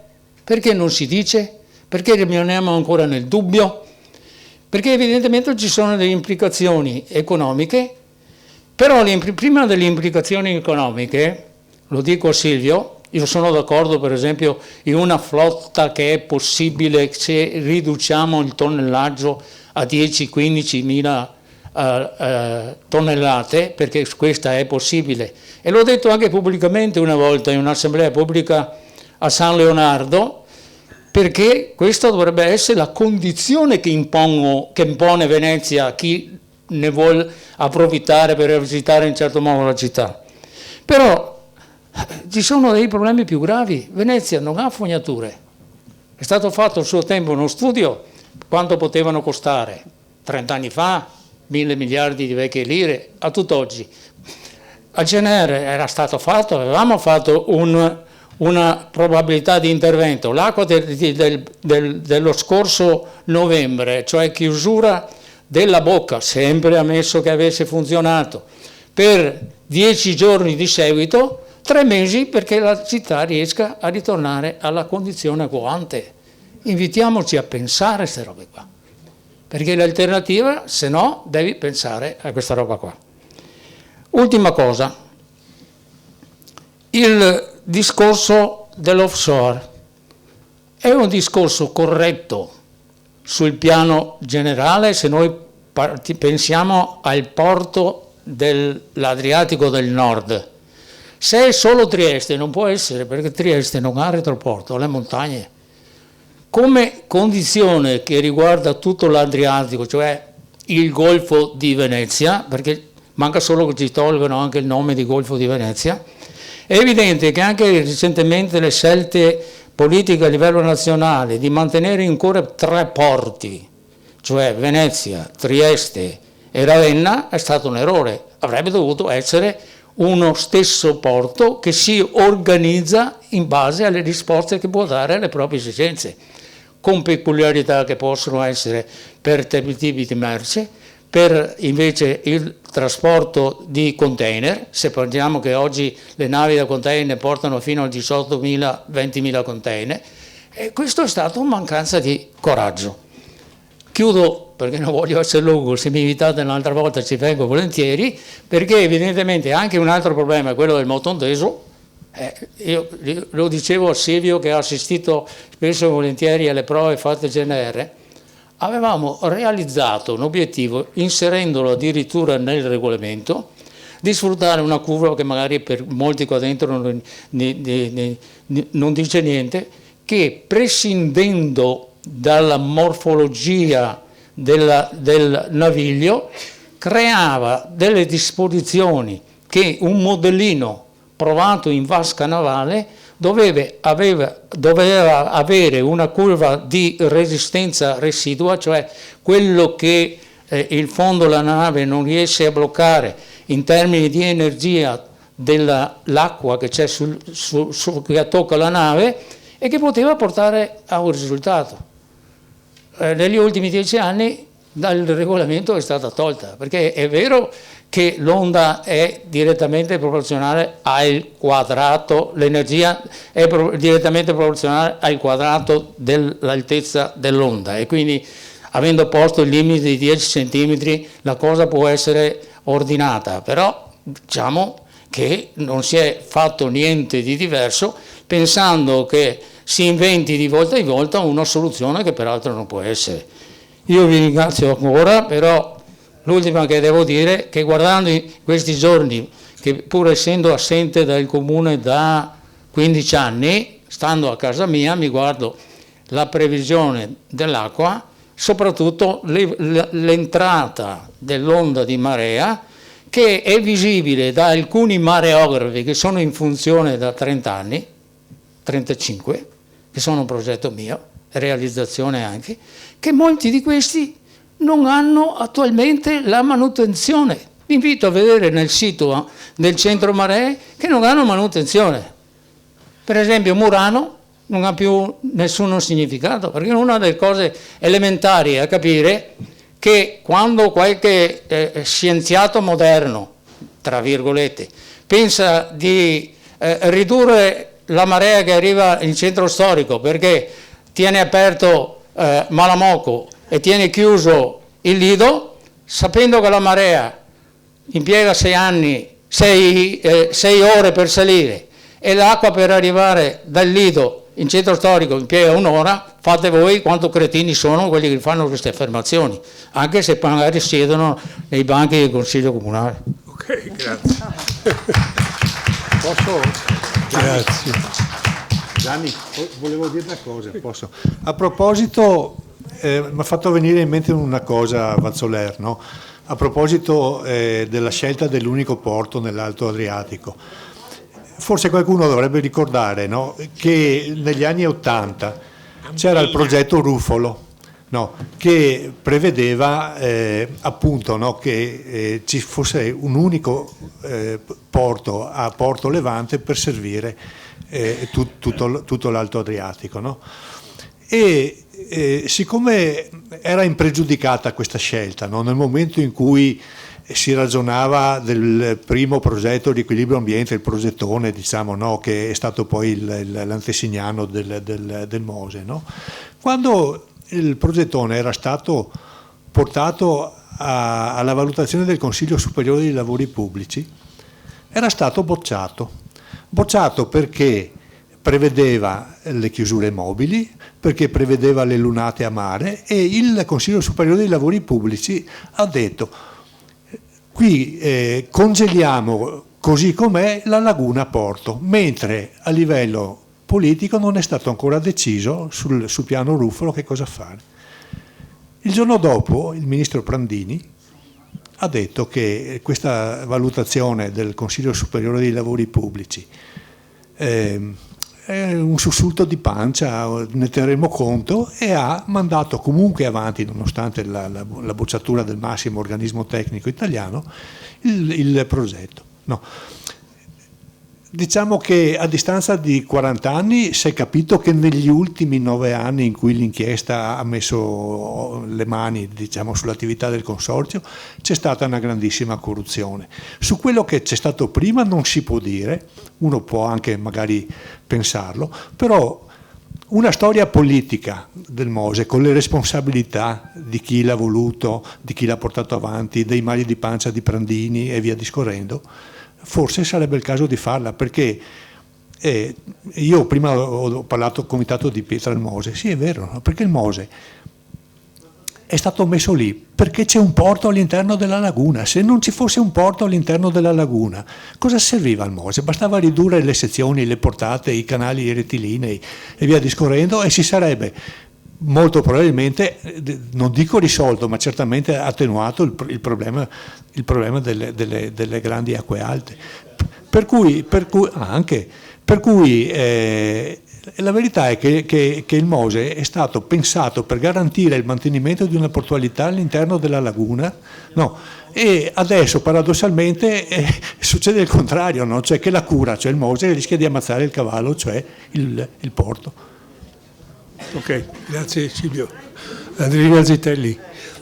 Scusa Andrina, aggiungo solo un'osservazione su questo tema che è stato toccato ultimamente.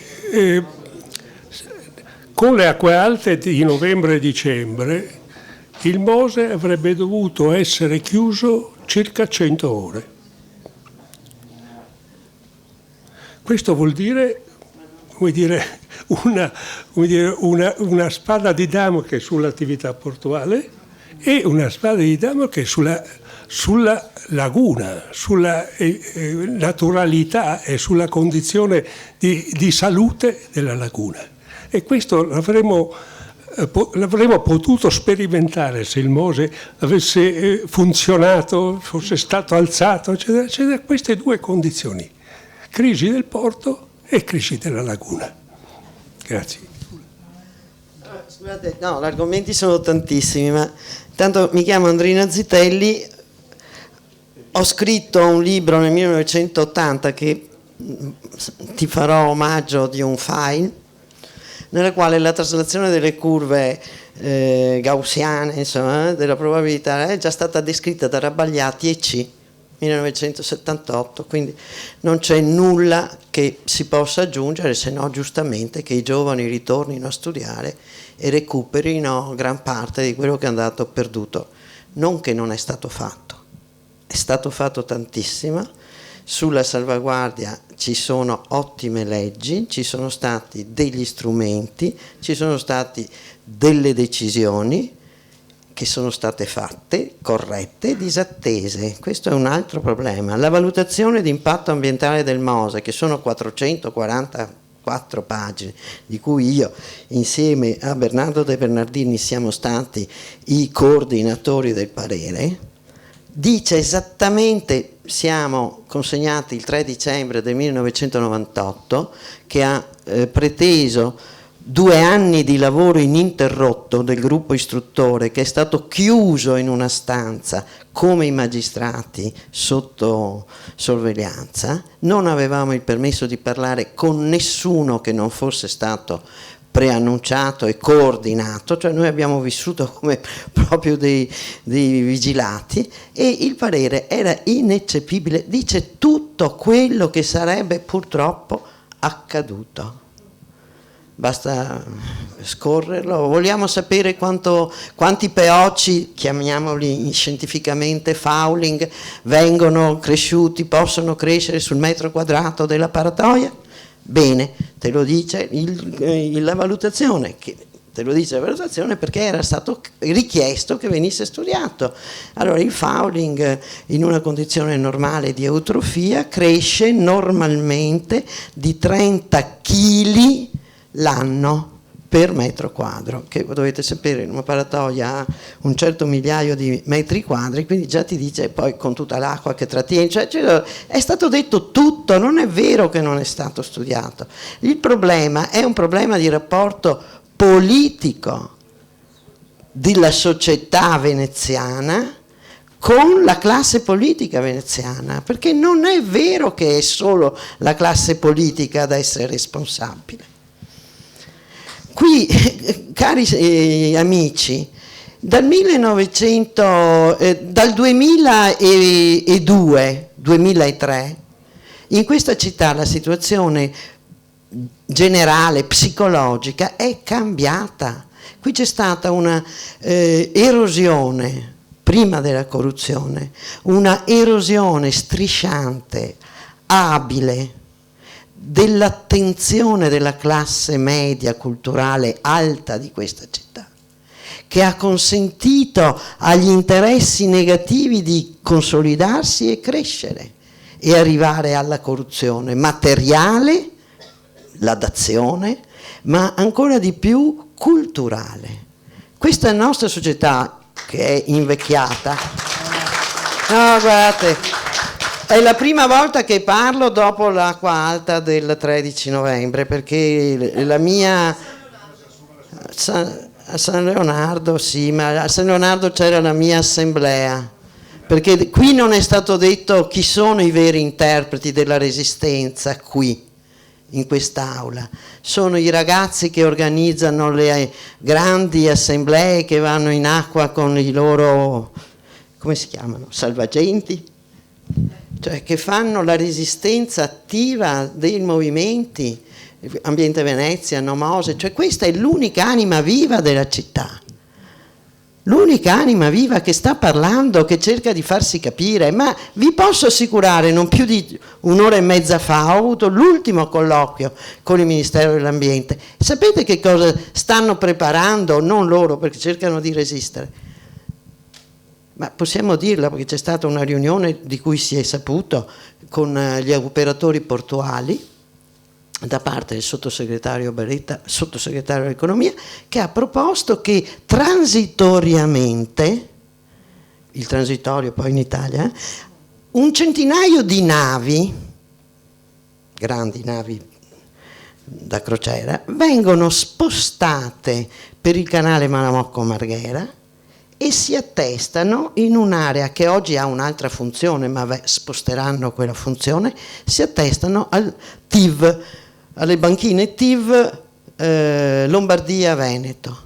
100 navi su 598, che sono il calendario del 2020, 100 navi, 100, 110 le metteranno di qua, e mi hanno chiesto il mio parere, ho detto signori, attenzione che si raddoppiano gli impatti, si sdoppiano i rischi, si creano condizioni ambientali di diversissima declinazione, e questo è quello dove sta andando oggi, non dico il governo, ma c'è un forte conflitto all'interno del governo tra la posizione del ministro Franceschini e chi invece le forze economiche le vuole rappresentare e che stanno oggi al governo.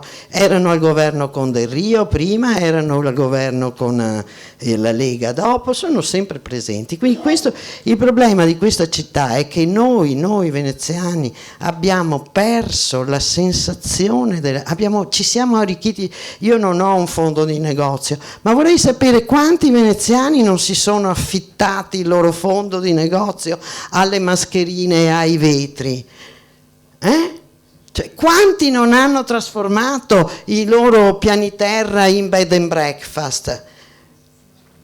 Questo io me lo domando. Adesso la città è vuota, avete la sensazione che ho io, che ci muoviamo come dei pesci in una vasca grande? Dice, dov'è tutta la gente che ci sta attorno? Avete questa sensazione quasi di angoscia? Dice, ecco, io spero che duri altri 10 anni e allora i problemi della città di Venezia ci sono tutti risolti. Cioè qui dobbiamo davvero toccare il fondo è una crisi economica che faccia vedere qual era la crisi morale che ha sostenuto la ricchezza ultima di questa città. Perché se abbiamo un sindaco come quello che abbiamo, vuol dire che ce lo siamo proprio meritato. Capito? Grazie Andreina.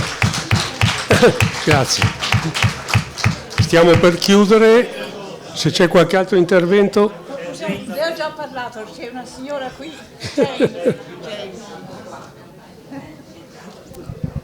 Voglio dire delle cose più positive, visto che abbiamo deciso, direi in questa stanza almeno, di lanciarci verso il futuro e purtroppo, o bene o male, per far capire le cose bisogna parlare in termini di soldi oggi come oggi, anche chi non vuole. E vorrei dire che con l'associazione We're Here Venice è in corso un studio scientifico sul valore delle barene per sequestrare i gas serra, e c'è un enorme potenziale della laguna a mitigare anche gli effetti dei cambiamenti climatici, perché stanno già riducendo la concentrazione del CO2 e pur poco quando si pensa alle emissioni globali e soprattutto delle emissioni delle maxinavi, però c'è un enorme potenziale di aumentarlo, e grazie al progetto di Venice in Peril ho ancora tutta una rete di contatti che abbiamo mantenuto e rivitalizzati per questo progetto, compreso Denise, compreso Tom Spence, Cambridge, eccetera. E questo sarà la prima volta che usano le zone umide, per noi sono le barene, in modo ufficiale a livello internazionale per contrastare le emissioni di CO2 in questi mercati di carbon trading. E questo è Venezia che torna ad essere innovativa su scala internazionale come era una volta secoli fa. Un'altra cosa che volevo dire che è molto importante, vorrei che Nelly ascolta. Nelly, questo è per te. Riguarda la portualità.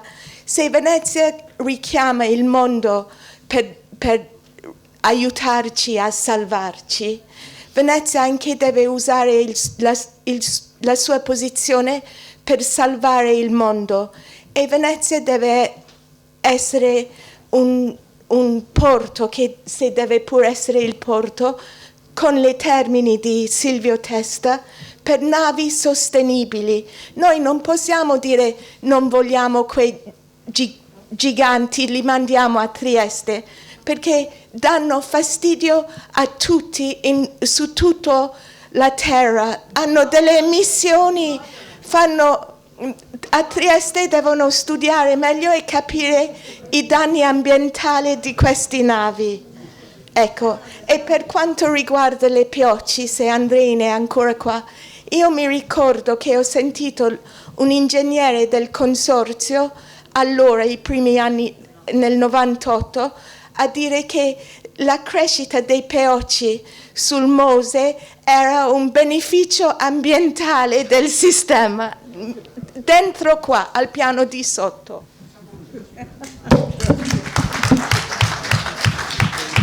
Sì, posso aggiungere che alcuni pescatori mi hanno fatto presente che sulla lunata a mare c'è stata una grande proliferazione di branzini, per cui abbiamo anche questo aspetto.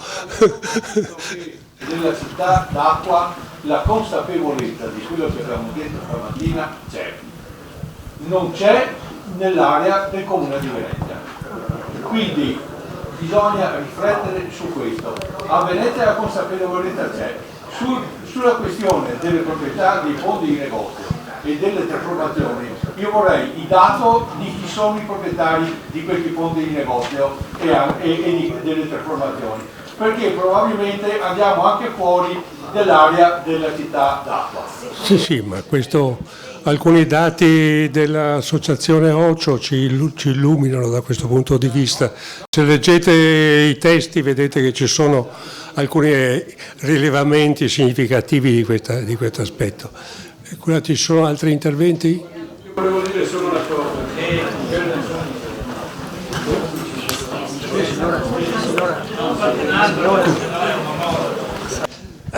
Ci sono altri? Poi chiudiamo perché... No, per togliergli le illusioni che probabilmente sono state create riguardo le dimensioni delle navi. Io ho lavorato 55 anni nell'ambiente marittimo. La differenza sono i soldi. Su una nave da 4.000 o 5.000 o adesso 6.000 passeggeri, una settimana costa 800 euro. Su una nave da 300 passeggeri costa 10.000 euro. È tutta lì la differenza. Quindi sognare che vengano solo le navi piccole, no. Bisogna che qualcuno dica non le vogliamo. Punto e basta. Ma questo non esiste. Sì, ma questo è stato detto. Scusate, chiudiamo allora questo nostro incontro appassionato e appassionante.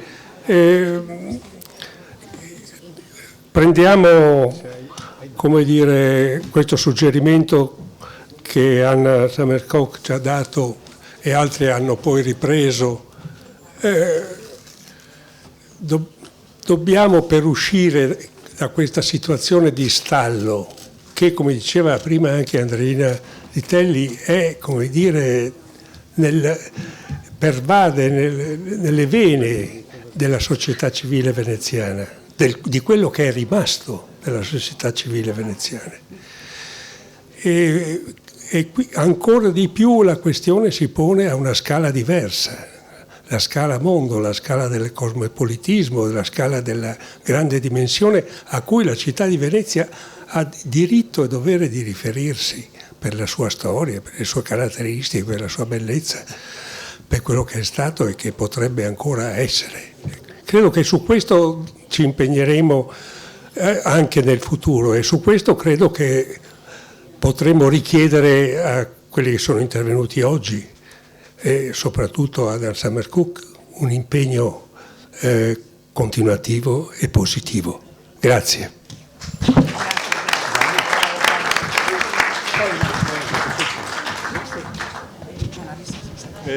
Tutto qua. No, non faccio più.